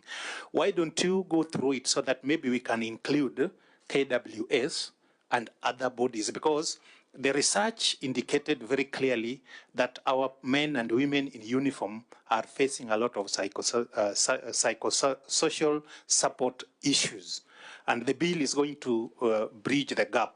So before it concluded in the third reading, maybe we can see, because in the third reading we are able to include other clauses. So maybe the ministry can go through it so that we fast track it. It will help our men and women in uniform who are carrying guns, because there must be a problem why there are rampant cases of them shooting civilian. Thank you, Chair. Chair, sorry, I forgot to respond to Honorable Kakai's question on the lab. The lab requires, I agree with him that in some cases we need to work together with our development partners who are willing to support the equipping of the lab. But you know, this is a security sector. The first priority should, or the first point of call should be the government of Kenya, where it should be ourselves putting resources to this. But I agree with him that where we have traditional partners that we can work together, we can work with them to ensure that we equip the lab. And again, when I engage the DCI, it's not just about we may have time to discuss the question of forensics and evidence and the need for us to finance that sector. You know, because of the competing issues of budgetary concerns, there are even places like, for example, government chemist, extremely important, yeah, but where are the funds? They are generally underfunded, yet they are extremely important in collection of evidence and in prosecution. Part of the reason why there is the delay in the Shakahola closing of the cases is because of the government chemist's capacity. So we need to work towards this. But we have made strides in government. We should not look like we are crying throughout. We have made a lot of strides. But you know, Kenyans are demanding cutting-edge technology, cutting-edge investigations in the shortest time possible, but we have to balance our ability to finance these processes with also the competing interests in different sectors, including in the social and educational sector. On the Tarasa sub-county and the Kone police station, we agreed that we will equip Kone police station and we will operationalize Tarasa, and I look forward to us going back to Tana River to make sure that that is done, because some of these areas government is very far. And as been explained, you need to go to these marginalized counties to realize the real reason why sub-counties are being created is to cover the vastness of these areas. There may be no much population, but you know, every life matters, and we must be able to do so. And Mr. Chair, I wanted to clarify that when we talk about rangers, it's not just rangers for the county government. Also conservancies have rangers. So all these rangers and everybody need to be organized. And this bill we are working on and the policy we are working on, actually the policy we are working on, shall answer all these issues. One of the reasons why I'm fairly passionate about reorganizing KPR is because I come from an affected area. And so as a senator, I've seen it through, where you give people guns, you have not trained them, they are not accountable to anybody, so you are not sure which day they will join the crooks and which time they are going to defend the government and the people. So it is important for us to make sure that we organize this issue. Thank you very much, and I think we have exhaustively for now engaged on that issue.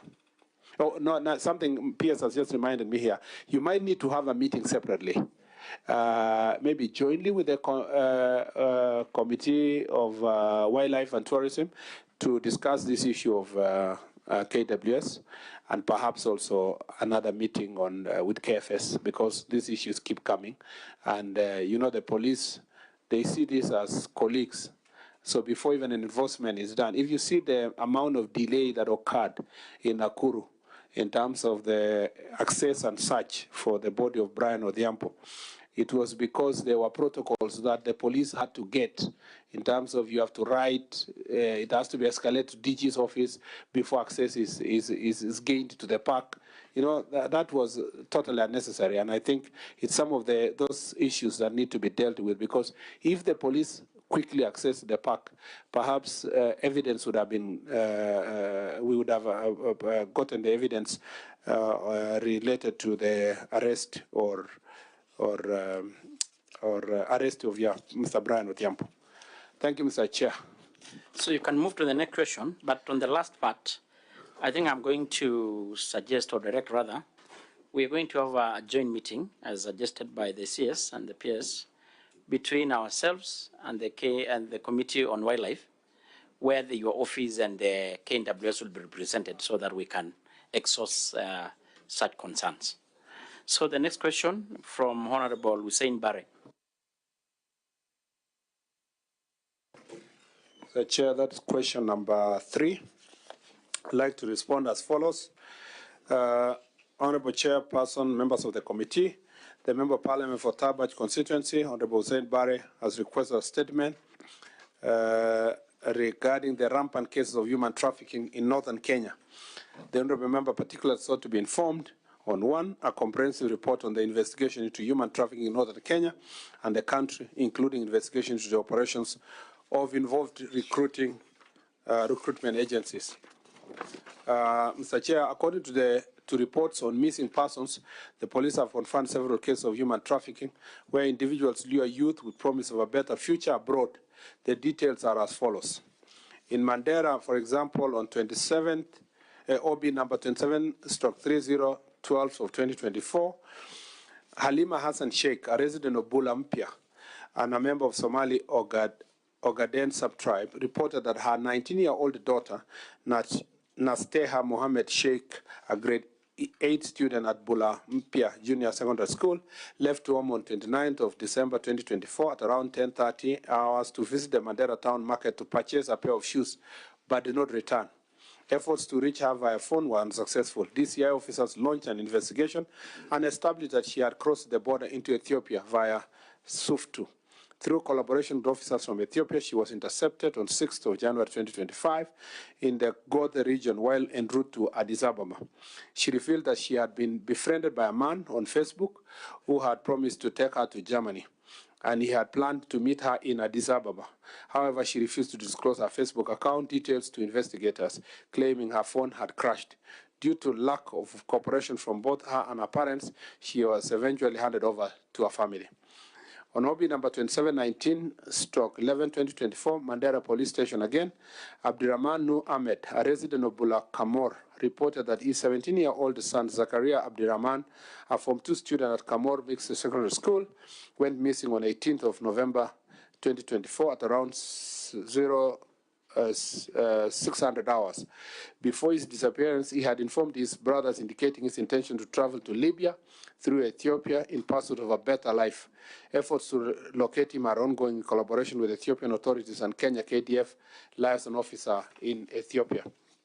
Again, in Mandera Police Station, OB number 5912 of 2025, Bilal Ali Nur Mohammed went missing on 21st of February 2021, but the matter was never reported to the police. His family later discovered that he was being held captive in Libya, where kidnappers demanded a ransom of 2,350,000. His parents, Hussein Ibrahim Mohammed and Rama Isaac Hassan, made the payment through the BOMBSHELL money transfer on 7th Street, Eastleigh, Nairobi. The money was sent to Siad Nur Mohammed in Kismayo, Somalia, and Hinda Ibrahim Mohammed in Mogadishu. The case remained unreported until 12th March 2025, when Bilal contacted his mother from an undisclosed hospital in Tunis, Tunisia, claimed that he had been shot in both legs. He revealed that after being abducted to Libya, he managed to escape in November 2023, alongside other captives, including 2 Kenyans from Mandera, who are now caring for him in hospital. He also identified Bilal Shukri Ahmed, a 31-year-old Kenyan of the Kodia ethnicity, as the person who following this information, angry members of public attacked the alleged human trafficker. However, NPR officers on patrol intervened, rescuing him and placing him in custody in Mandera's police station. The case was handed over to APTU in Mandera detachment for further investigation. On 14th March 2025, the suspect was arraigned before Mandera Law Courts under the case number MCCR 01825, where a 21-day custodial order was granted. The case is set for mention on April 4th, 2025. It was set for mention that day, and with ATPU Mandera detachment handling the investigation. Preliminary findings indicate that certain individuals are involved in hoodwinking the youth with various promises of a brighter future abroad. Investigations are ongoing to determine whether these individuals are affiliated with recruiting agencies or organized groups. Number 2, measures being taken to ensure that the families and individuals who suffered these atrocities get justice and rehabilitation. The following measures are being taken to ensure that the families and individuals who suffered these atrocities get justice and rehabilitation. Implementation of victim-centered approaches. Measures are in place to prioritize the well-being of victims, including immediate rescue operations, legal aid, and psychosocial support to help them recover from their experiences. B, collaboration between law enforcement and humanitarian agencies. A coordinated framework has been strengthened to facilitate the reintegration of rescued victims, ensuring they receive the necessary support to rebuild their lives. C, action against traffickers and recruitment agencies. The police is actively investigating and acting upon information on recruitment agencies and suspicious individuals involved in trafficking, leading to their apprehension and being arraigned before court. D, community awareness and education. Awareness campaigns are being conducted to educate communities and recognizing and reporting human trafficking cases, empowering them to play a role in prevention and intervention efforts. Number 3, long-term measures being put in place. The following long-term measures are being implemented to address the case of human trafficking in the country and formalize labor exports from the country. Strict enforcement of labor migration regulation. Existing laws governing labor migration are being strictly enforced to prevent exploitation, to ensure safety of migrant workers. As you must have seen, Mr. Chair, there's a lot of reports also, not just in the northern part, but in Nairobi and Kisii and Karua and Eldoret, where this some recruitment agencies are operating and exporting Kenyans in quotes, trafficking them to dangerous destinations, including Iraq, including places like Saudi and other parts of the world, including Turkey and other places.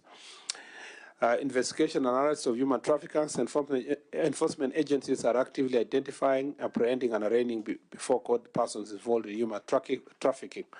C, imposition of deterrent punishment. The courts are awarding strict penalties to those found guilty of human trafficking to discourage further involvement in such activities. And D, enhanced border security and scrutiny.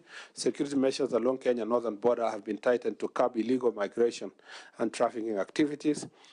5, community sensitization awareness campaign, which is ongoing, and deployment of security officers for surveillance and intelligence, and finally strengthening collaboration with stakeholders, which includes NGOs, international organizations, governments, like the case of Ethiopia, and this cooperation is disrupting trafficking routes, which mainly are leading to Arab countries. I thank you, Mr. Chair. Thank you, Chair. Thank you, Waziri, for the attempt. Waziri, I must say this issue is quite serious in northern Kenya and also in the country. And there is a need, the youth are really taking advantage of because of the widespread unemployment that is across the country. So there is a need actually to sensitize the communities and probably use the provincial administration, the chiefs on the ground. Some effort has to be put so that they take a lead role in sensitizing the public. And also, attempt must be made because from my investigation, casual investigation, there are people who are recruiters in different towns who are recruiting these youth, giving them hopes of. And if time is taken by the security agency, these people can be found. So some people must serve as an example to the others so that it rings a bell in everybody who is participating in these activities. Let's also do serious sensitization on our youth on the dangers that they face.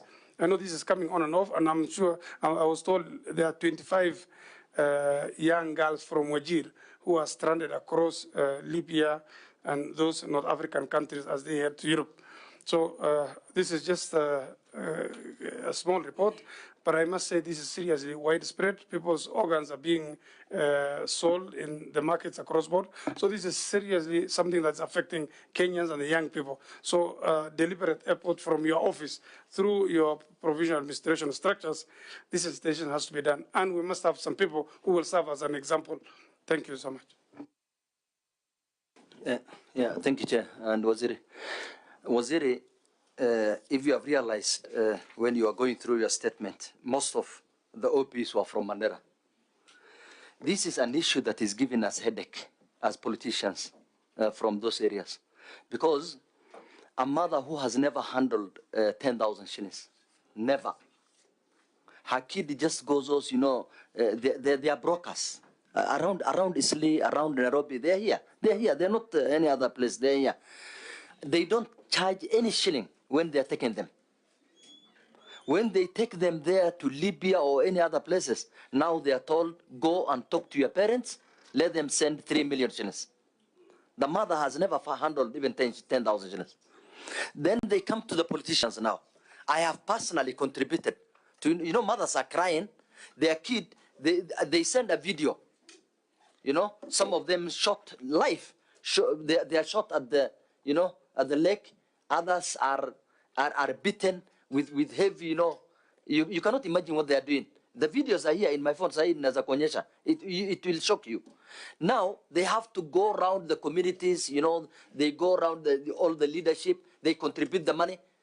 Some succeed now. Once you send that 3 million shillings, they succeed and go back. Go to maybe Germany or UK or any other place, then the youth now can see the person who has been beaten and the video there is now sending money to the families. Then others are all going. Just last week, 2 ladies were slaughtered in Libya, 2 of them from my constituency. In fact, one had 1 kid.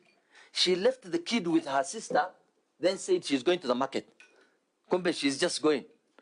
When she went to Libya, I think they hold her for 2 weeks. When they missed the money, they slaughtered her. They sent while they were the dead body. You cannot imagine what is happening. So I think what the ministry needs to do, Waziri, these people are here, they are not far. They are here. Our security agents can investigate and get hold of these people. If you get hold of the culprits, then you are done. You are done.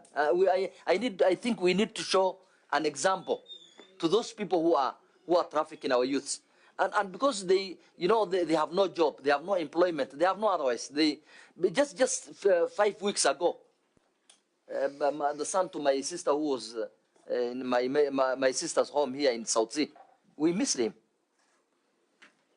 After looking for the boy for 3-4 days, I used my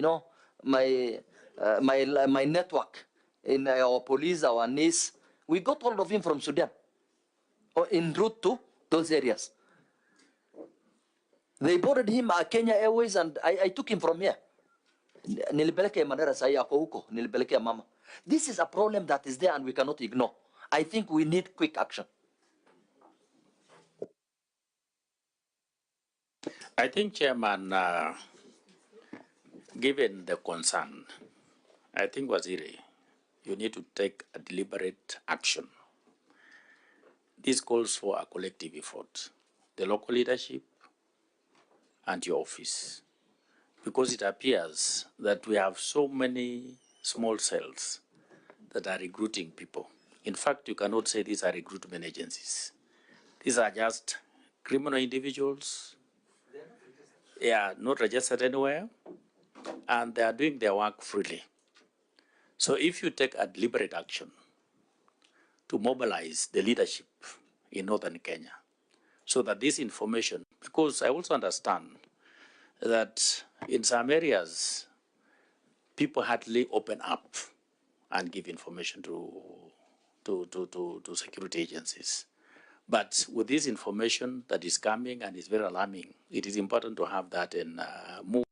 And secondly, it is also important that our intelligence service, you know, if the cells are around Kisii that are recruiting, this is an urban area, it is very easy to track and disable these individuals instead of just letting them run amok and mess up with the security situation of our country. Thank you. Chair. Chair, when you listen to these stories from the honorable members, it is a very weighty issue. And when I see us, I think we need to look at some deliberate measures on how to curb this problem. My concern is about the news we normally get in the newspapers and all this, that some people have traveled from Moyale and they are arrested in Isiolo. So how do they come to Isiolo? There are roadblocks all over. So we need to know, because there's a lot of money involved. It's a lot of money. It's actually business. So when I see us, I think we need to address this issue from the source of problem, particularly the agents who are here. And then also, we need to look at our police, our security officers, particularly those who have stayed in a place for a very long time. So they get used to these things. I mean, it's business for them also. So we need to be changing officers who are in these areas so that they can be able to, those who are there are not used to these things, so that we are able to curb this problem. So that is one of the problems why we need to get. I know unemployment is a serious thing. Of course, it is worldwide, but we need to really be serious as security people, address these cartels. Actually, they are cartels, which we need to address, and address it seriously. NIS must play a bigger role, because they know these people. So that we will be able to arrest them, get them arrested, lock them in, take them to court. So, Chair, I think that's an issue which we need to address. Thank you. Chair, thank you. I just want to sympathize with the police. I sympathize with the police because, like Mheshimiwa Waitan says, a girl leaves her child with a sister and says she's going to the market, yet she knows she's already made plans to go to Libya, etc. But now it doesn't become the girl's problem. It becomes the police's problem. So indeed, the police really have a heavy responsibility. But I think on our part as leaders, we must also that this is happening, and don't allow yourself to be fooled. If then they allow themselves to be fooled, the police will help in looking for them. But it's to curb that program, the problem, it will not just be a police problem solely. You know, we must sensitize, and it's upon us to actually do that sensitization. Because otherwise, the police cannot hear all the time when this young girl is talking to this man on a Facebook, whatever, you know. So we also have to play our part. The police, we know we don't have enough, and we know they don't have enough to go around the population. But as leaders, for me, listening to these stories, I'm like, hey, even the police, I sympathize with them without saying that they shouldn't do their job. But we as leaders, we can also take an active role and go on a sensitization program in our communities. That might also help some of these girls, because many of them are naive and they're just looking at the hope or the promise that of a better life. But if you sensitize them, probably they will not, they'll think twice before they fall into those traps. So, yes, I don't know whether you, majority were just comment. Maybe the vice wanted to add something. Thank you very much, Waziri. I think I want to say that this is much bigger than you. It is about the society. When a Muslim girl going to secondary school or even primary school goes to the market, it is not the tradition of the Muslim, because she must be escorted by the brother, the father, or the mother, so long as she is not married. So the first drawing board, we must go back to the society to really have, we must restore some discipline and order in the society. Secondly, this issue of human trafficking, it is linked to drug trafficking, it is linked to arms trafficking, it is also linked to terrorism.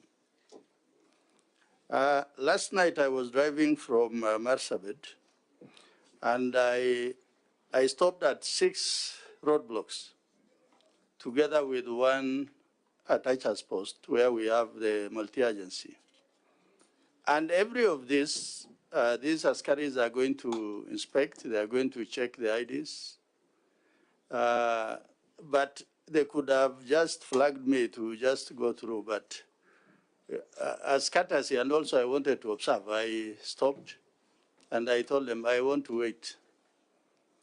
But in the process, what I have come to learn is drugs like Bang leave Ethiopia, they pass through Moyale, then they come all the way to Turbi, to Marsabit, to Laisamis, to Achas Post, Isiolo, and then it finds itself in Nairobi.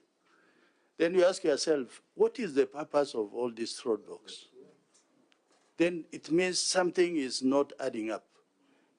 That so long as our security agencies, there's complicity in them doing their work, then we are unlikely to resolve the conundrum of what is happening in our country. So for that reason, really my request to you is, recently there's this case of people going to Vietnam and Thailand, Cambodia. What we really want to see is people before court. The media brings all this drama, and then it dies down. But people are in business, people who are doing this.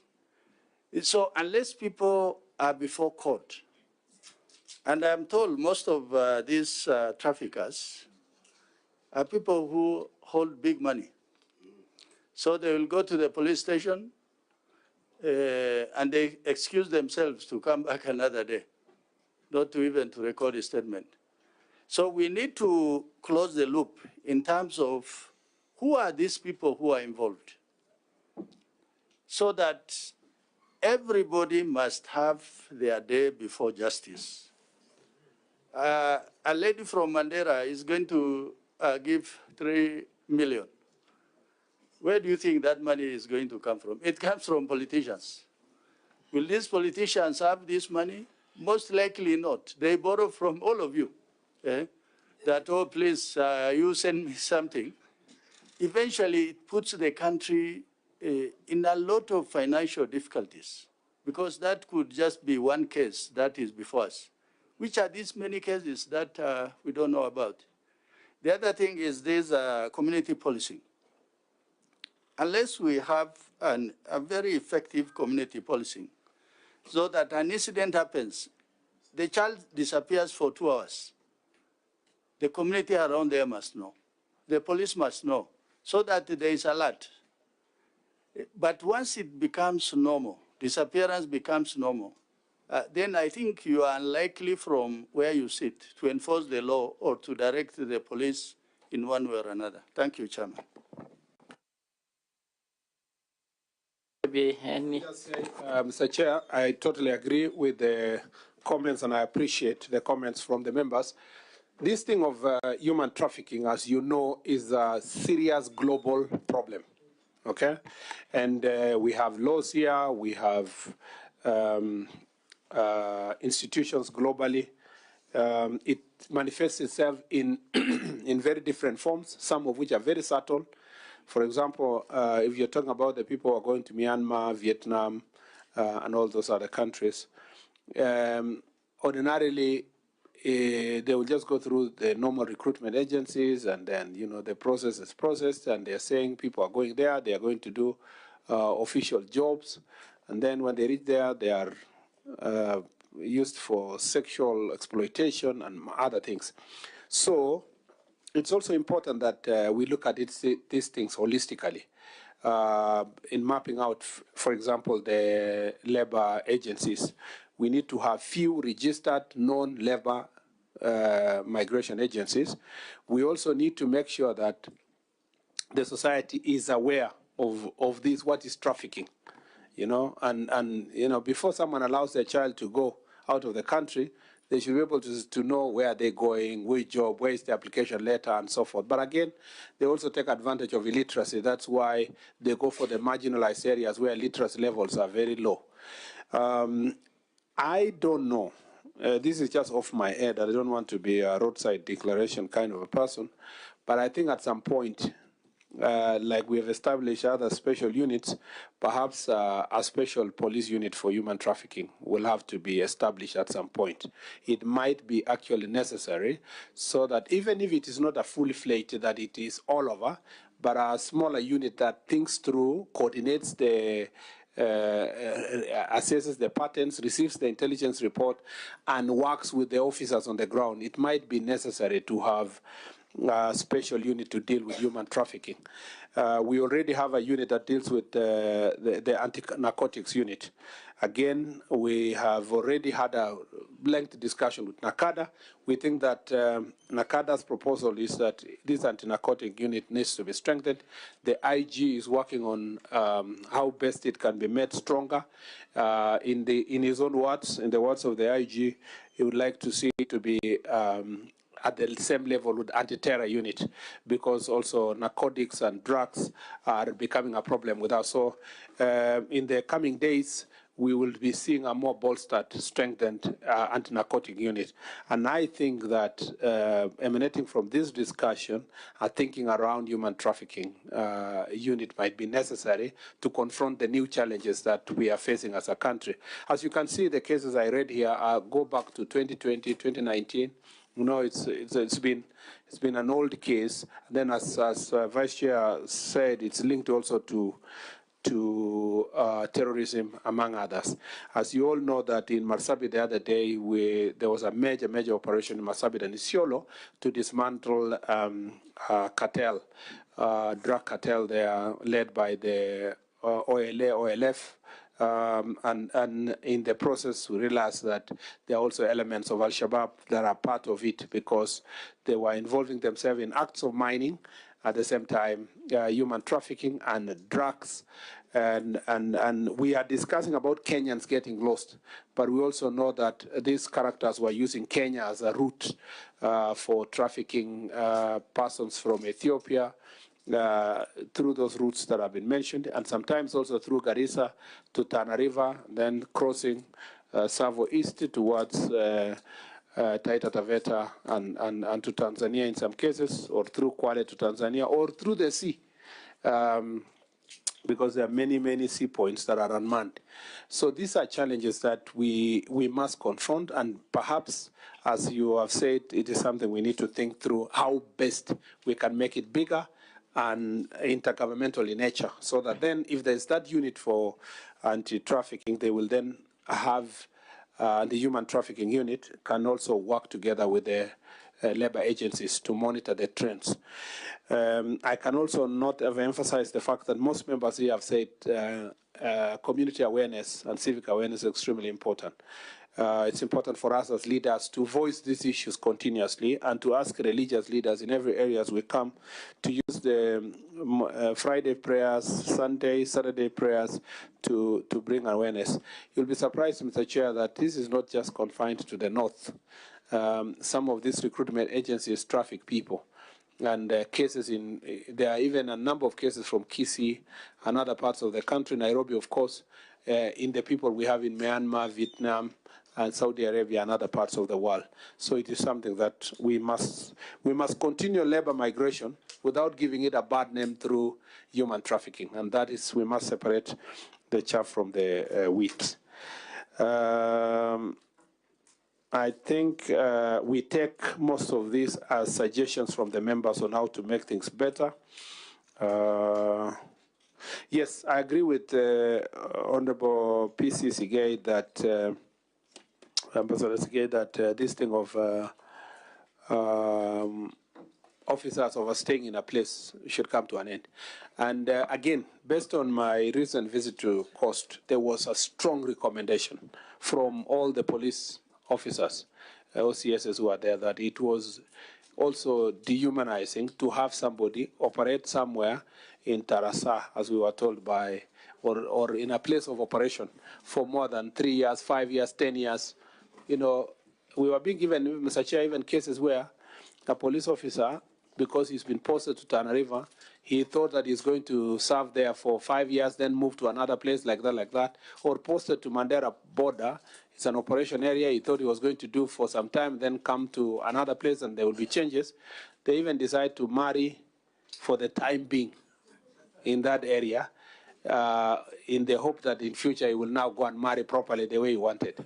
And so it's it's very personal to the well-being of these officers who are serving in different places. We have agreed with National Police Service that in the next 3 months, all transfers must be done. Anybody who has served more than 3 years, there must be changes across the country, so that somebody who has been in an operation area can go to a different part of the country that doesn't have the challenges they are facing in the corner they are in.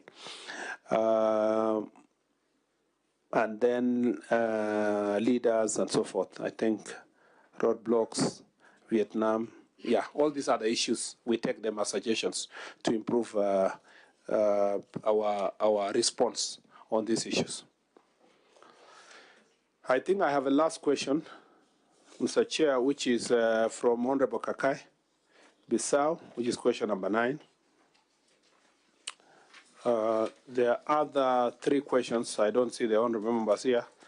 You will guide me after that, but let me first go through the one for Honorable Kakai Bissau, which is a statement regarding the disappearance and tragic death of Ms. Lydia Tokeshi Buhala. Honorable Chairperson, the honorable member sought this information in 4 parts, and I'd like to respond as follows. Part 1, steps taken on the disappearance of Ms. Lydia Tokeshi Buhala and actions taken by Kilimani and Kabete Police Station to investigate the case. Mr. Chair, the disappearance of Ms. Lydia Tokeshi Buhala was initially reported at Riruta Police Station and subsequently referred to DCI Kabete, who took over the investigations. As such, was initiated on 8th of January 2025. The deceased motor vehicle registration number KCU 931V was found abandoned in the Riruta area. The scene was processed and documented, and the crime scene investigation team conducted a forensic examination.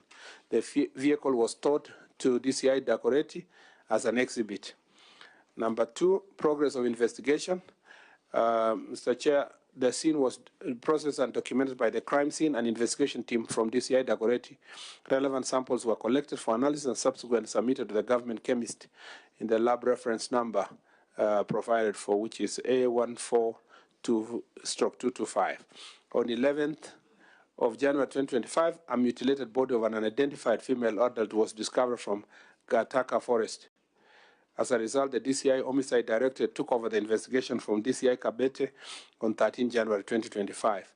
The DNA analysis was conducted, established that 99% maternity match between the discovered body and the deceased mother, confirming the victim's identity. The toxicology report is currently pending. Report on the whereabouts of Mr. Joseph Philip Orwa as a person of interest and a key suspect, and the findings of the police on his connection with the disappearance of Ms. Buhala. The suspect, Joseph Philip Orwa, was the last person seen with the deceased on 5th of January 2025 at about 1400 hours at his residence in Ongatarongai, which is the approximate time the deceased phone went off. Further investigation revealed that the suspect was using 2 mobile numbers, both of which were switched off shortly after the murder. The suspect's mobile number was later traced along Kikuyu Road at around 600 hours, which aligns with the same time the motor vehicle was abandoned within the same area. Investigation established a link between the suspect and the deceased motor vehicle, tracking its movement from Ongatarongai to Ngong and finally to Riruta area, where the vehicle was disposed of. The suspect was captured on CCTV footage and multiple petrol stations along this route on the night of 6th January 2025. The DCI investigation team visited the suspect's home in Oyugis and its environs and documented substantial evidence. Efforts are in place to trace the suspect's whereabouts and subsequently arraign him in court to face appropriate charges. Measures in place to support families of missing persons during investigations, including coordination between different police stations and the role of forensic technology in identifying and tracking movement of potential suspects. Upon receiving reports of missing persons, the police immediately commenced investigations utilizing forensic technology to trace the victims' last known movements and identify potential suspects. Throughout the investigation, the police keep the victim's family informed at every stage, providing regular updates and necessary support. Once suspects are apprehended, they are arraigned before court of law to answer charges, thus ensuring justice is served. In short, Mr. Chair, the suspect is still at large, but the evidence is overwhelming, overwhelmingly pointing at him. Thank you, Mr. Chair.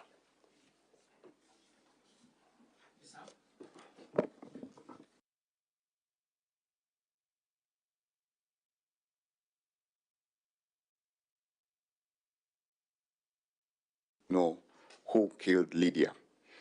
And you've talked about the phone being switched off.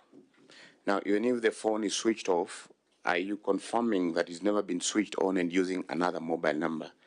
And two, you've mentioned about the families being informed. I have been constantly been in touch with Mr. Bukhala, the father, and the mother as well. But so far, there's been no communication from your side, unless maybe it's on its way. But I think it would be very good to actually emphasize on that so that the persons who are affected also feel that actually they are being sorted. But the bottom line, we want to bring the killers of Lydia to book. And given the system that you have, I believe that sooner or later we'll bring the killers to book. So I'll appreciate also if you continuously kept us updated as the people's representative from Kiminini and also to the family. So I think we can keep the issue alive and keep us posted. Up to that, Chair, maybe if you could allow me also to raise some rider to the CS. To both the CS and the PS, I know your job is very demanding, hands-on, reactionary in terms of emergency. I don't know where you're headed to. When the next call rings, you might be going to an emergency response area. But there is the issue of gangs in Trans Nzoia, which I have constantly been in contact with both of you, trying to forward to you these messages, and I believe other leaders as well from Trans Nzoia, from the women rep to the senator to the other elected leaders. I believe that some of the situations we are seeing, because I remember, Chair, when there was a statement read in the House from Vihiga, do you remember when MP Muhaya brought the issue, we had to park and went, you know, in the waiting areas to discuss it, because already you had assured me that this was being worked on. There should be a way to mitigate these issues, CS. And you are aware, PS is aware. What are you doing about this issue of gangs in Trans Nzoia? I'm forced to bring it here because my several efforts to reach, I know you're busy, yes, but this will get out of hand. We must take some actions to mitigate it. You might give me the answer now, or later on we can organize with the rest of the colleagues from the county to come and sit down, but we need a quick action on this. And lastly, infrastructure. Chief's office. I know, or sub-county headquarters. An example, in Kiminini, we don't have a sub-county headquarters. But if you went to other sub-counties, you see a lot of investment from your budget line. Now, even as you reorganize, could you relook into affirmative action? And on the chief's office, and we thank you for really expediting the issue of the village elders. But these village elders, most of the time, when we put up the chief's offices, we need to have like a standard plan where they can also have like a waiting area so that they can also have a decent life.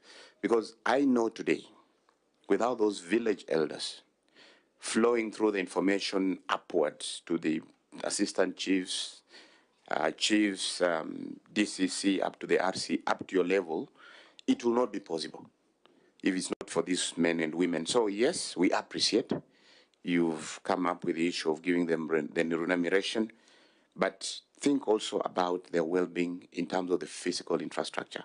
And as I said also on the distribution, also think of the other marginalized sub-counties in the past, whereby you'll always see that some sub-counties actually, they've been left out. So even as you do the redistribution, for those who put requests across, kindly look into it. Thank you. Maybe we. I think this is straightforward. Because we should be finishing in 10 or 15 minutes.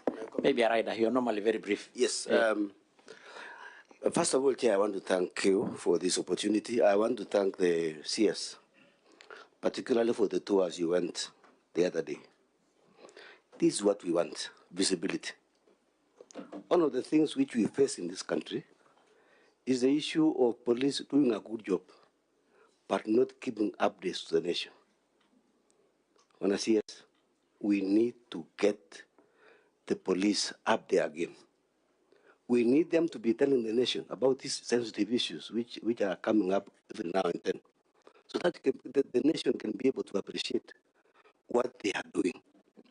I'm very happy that the PS also came up with the issue of village elders.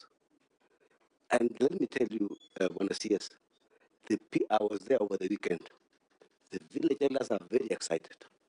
It's because of what is coming out from the offices. I mean, the CS was there addressing issues. You were there in the coast. We need to see this thing. I want to ask the police to be updating, particularly on cases which are under investigation. You cannot say we are investigating forever. You must give us deadlines and say, in the next 1 month, we are going to give you an answer on this case. But when you have an open-ended investigation, nothing is coming up. They are doing a good job, but you see, they keep quiet. And the Office of Police spokesman, Mr. CS, must be endowed. The police spokesman must be able to be a person who can articulate, like the fellow who was there. Was it Obonyo or who? The spokesman who was there last. We need the police to come out and tell the country, because otherwise they'll be vilified. The people will say police are doing nothing, and yet they are doing a good job. So we need to see visibility. I like the way you are moving around the country and telling everybody what you are doing. We are very happy. Thank you. Back to you, Yes. I think, Mr. Chair, just quickly, is that first of all, on the follow-up to the Mr. Bukala's issue, Ms. Bukala's issue, I think I will relay the information back to the DCI to update the family if the update has not been ongoing. But usually there's an investigation officer who always, in more investigation cases, who always updates families. And I think I will, if that has not been the case to Mr. Bukala's family, I will make sure that I take it back. As to the whereabouts of this suspect, I believe that you can see all the evidence is pointing at one person. So the question is only where that person is. And I think now the investigation moved to who is the suspect to where the suspect is. And I believe that, again, with you know, as you can see, we will need collaboration with also neighboring countries, just in case if he ran away to the neighboring countries. And then on the chief's office, I agree with you that when we build the SCC's office, maybe we should always have consideration of where a chief or so can operate from. When we build the chief's office, we should have a place for the assistant chief where he can sit and the village elder. So we have been grappling with one full design to have a police station of administrative units, so that then if you get well-wishers or NGCDF or any other person, they want to build a police station, they know the standard design of a police station. They know the standard design of a chief's office, standard design of, so that one, we will follow up to make sure that that is completed. Then we need to encourage as many members of the public as possible to give to these causes, to build a police station, to build a chief's office. It shouldn't be government alone. Even the business community can do so, because this is a joint collaboration between the community and government. And in cases where business community has been very active, let me say the case of Eastleigh, for example, security is greatly improved because the business community is working together, the local police, to invest in facilities, but also working relationship. And I think this should be the case in many parts of the country. On the question of Trans Nzoia, I don't think that Trans Nzoia really have gangs at the level of gangs, but they have goons. At the moment, there are many goons attached to politicians in Trans Nzoia. They haven't matured properly to be a gang. You know, a gang is a very serious issue.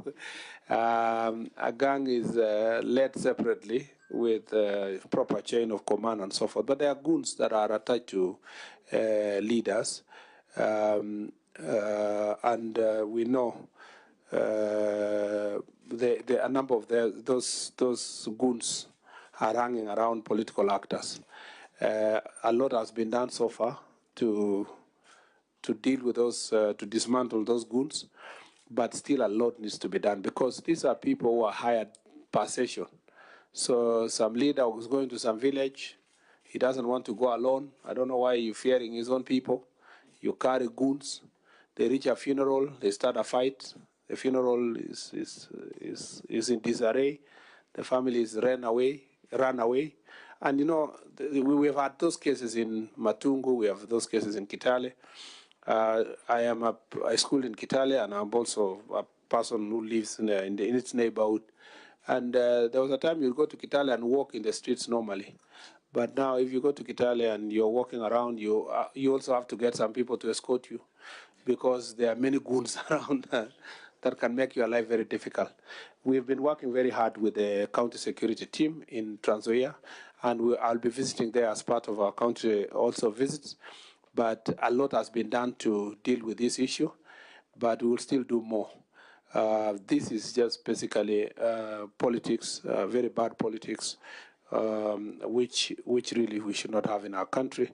And you see, one person organizes young people to heckle and fight others, then everybody else has to recruit people, because they realize that it is not enough to have security, formal security. You have to have also some bouncers to escort you. It starts like a nice thing, like you have some people to take you around, then slowly it grows to become organized goons. And then before long, it will now be gangs, the way Mheshimiwa said.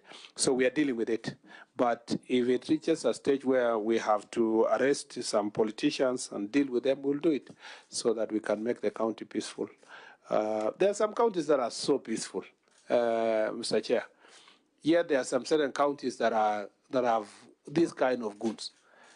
You know, a number of these counties, I don't want to use my county as an example, but if you look at my county, anybody goes, leaders go together with their opponents, they go to the same meeting, they talk, they leave. Not a day that somebody organizes anything.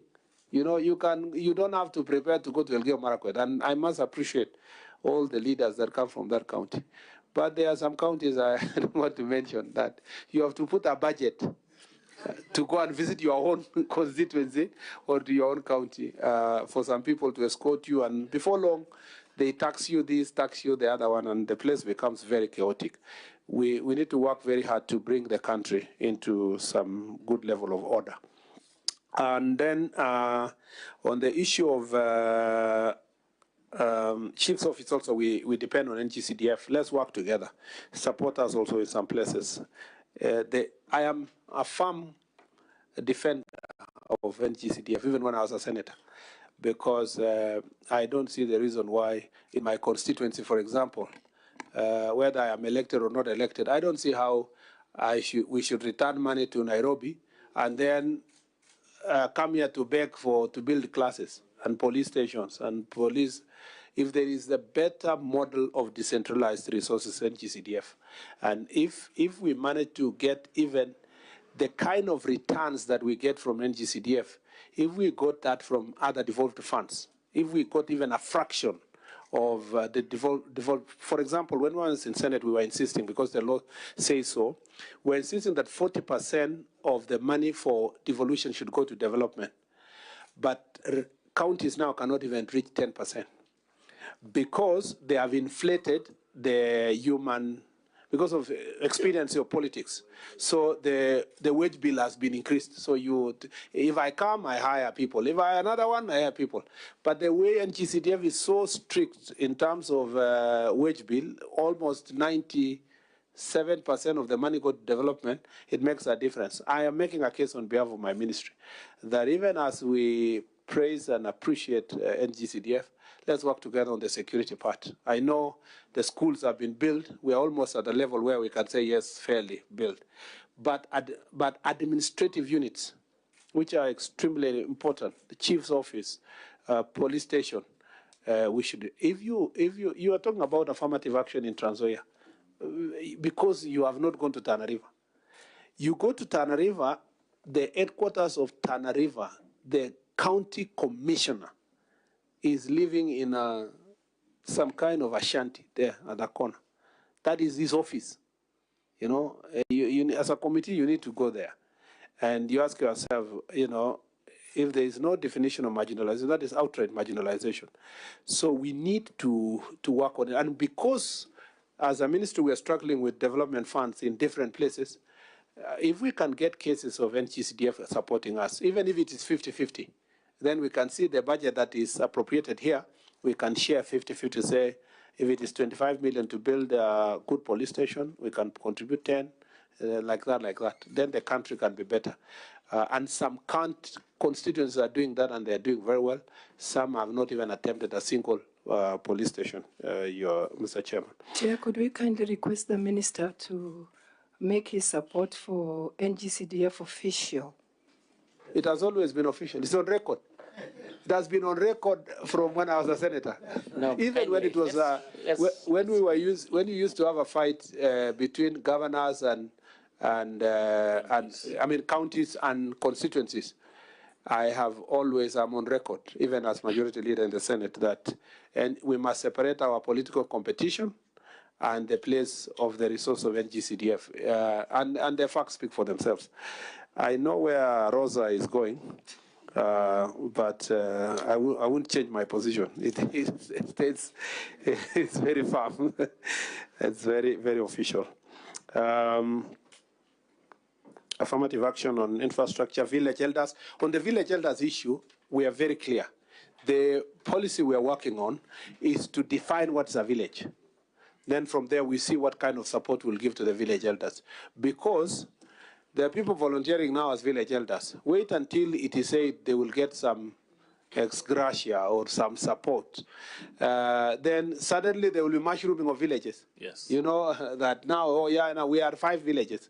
So we want first to work on the policy on where is a village and how do you define a village. In Nairobi, what's a village?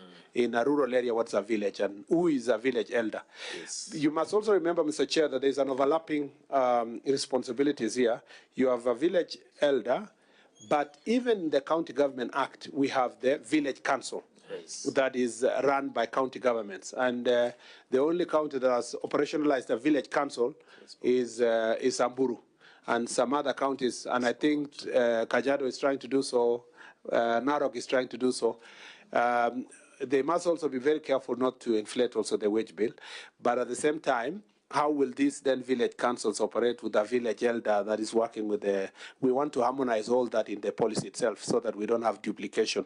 And eventually then we can amend the law to align the village together. And then I totally agree with Honorable Ambassador Sigay on the police. The police are doing a lot. The problem, they are only in public when they are responding to criticism.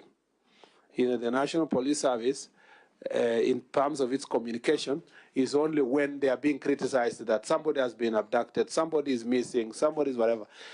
But on a daily basis, on a day-to-day basis. For example, I've said this because I saw the other day some newspaper writing about our security, and it's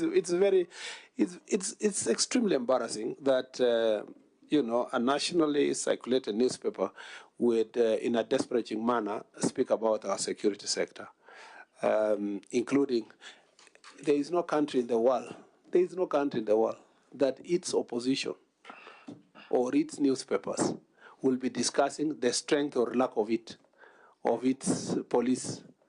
For example, even when ODM was in opposition, I never heard former Prime Minister Raila Odinga, for example, just hold on, as an opposition party for the many years.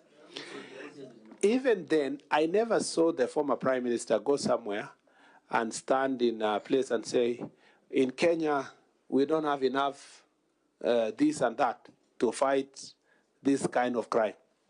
Nobody does that. Because there is a difference between politics and national interest. So you can't wake up one day and say, oh, Kenya does not have number of helicopters, or doesn't have doesn't have guns, doesn't have bullets, or whatever the kind of thing. And I don't know who will teach these newspapers to understand the difference between national security and personal petty fights about this politician and that one, because this is the owner of this place and that place. So we just need to be very, very... So our police officers, and I am saying this in the context of fighting terrorism, from the day we have been from the onset of Al-Shabaab, they have never stopped trying to come to our country. Yet our security people have never stopped defending this country. So the peace we have is not for the absence of the threat. It is because of the daily effort of our police officers, which includes the NPR, but also the daily effort of citizens who live in frontier counties.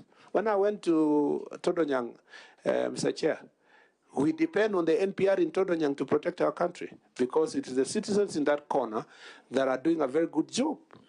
Kibish, you go to Mandera, you go to Marsabit, you go to Tana River, you go to Lamu, you go to West Pokot. Most parts of the border areas which are security prone, the citizens, the NPR, and the police are working together to secure our country. But because there was one incident here over Ramadan, another incident over Christmas, another incident over there, somebody blows up and says that this country is Tatars and so forth. Yet every day, the security are protecting this country. So the point you've made, PCCK, we take it seriously, and when we go back, we will communicate National Police Service to re-engineer their communication.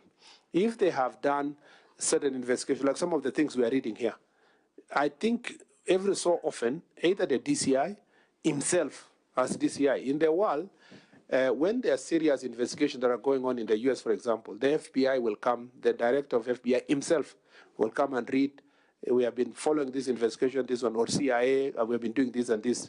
So I think at some point the DCI should himself in person. And then the IG, every so often, maybe 4 times a year, update the country on certain issues. And then now the daily or weekly communication from their spokesperson. This kind of proactive communication will make people aware of the things the security sector is doing every day to avert any disaster in our country and any other problems in the nation. I totally agree, and we are doing a tour all over the country. Having done the coast region, we'll continue with the other regions. But I have learned from these tours that it's not a tourism kind of thing. We've been able to go there, solve instantly certain problems that should be solved instantly. For example, we were in Kilifi and we found 4 police officers who have been manning a police station for the longest, and they are drunk completely, addicted. And immediately, by virtue of just being there, we took them to rehabilitation camp so that they can be attended to, because the community was saying these people are sick. They have been like this for 2 years and so forth. They are the only ones manning this police station. So sometimes it's not enough to operate from here in the city. Certain opportunities being there. You see with your own eyes also some infrastructure. When we are talking about affirmative action, you can see this one requires a police station, this one requires whatever. And this, and also the policies themselves, to be able to meet a police officer who has been in Tana River for 15 years in one operational area, and he comes from somewhere in Kisumu. You feel, by feeling and seeing them, you look at these things differently, and we look forward to doing so across the country, and perhaps re-energize our officers in terms of the service they are giving, but also change as much as we can as a team from the ministry on the issues of security. I think I leave it at that, Mr. Chair, and if it pleases you, perhaps because we have another meeting, we request that we come towards an end of this conversation. Chair, can I say a word? Don't know how we are going to handle this because it's already 1:10. Me, I'll take only 1 minute. And maybe before, because I know even the vice have already indicated he has got something to say. I'm seeing Protas and Buyu, and of course the CS that earlier even indicated that you'll be having another meeting. You know, initially we have got about 11 questions, but you had exhausted at least the question whose members appeared. And I want to direct at this, for the rest of the question, we can able to have them, because already written responses, the table for records, the documents of the House. And there were 2 or 3. I think Mary talked that there was no sufficient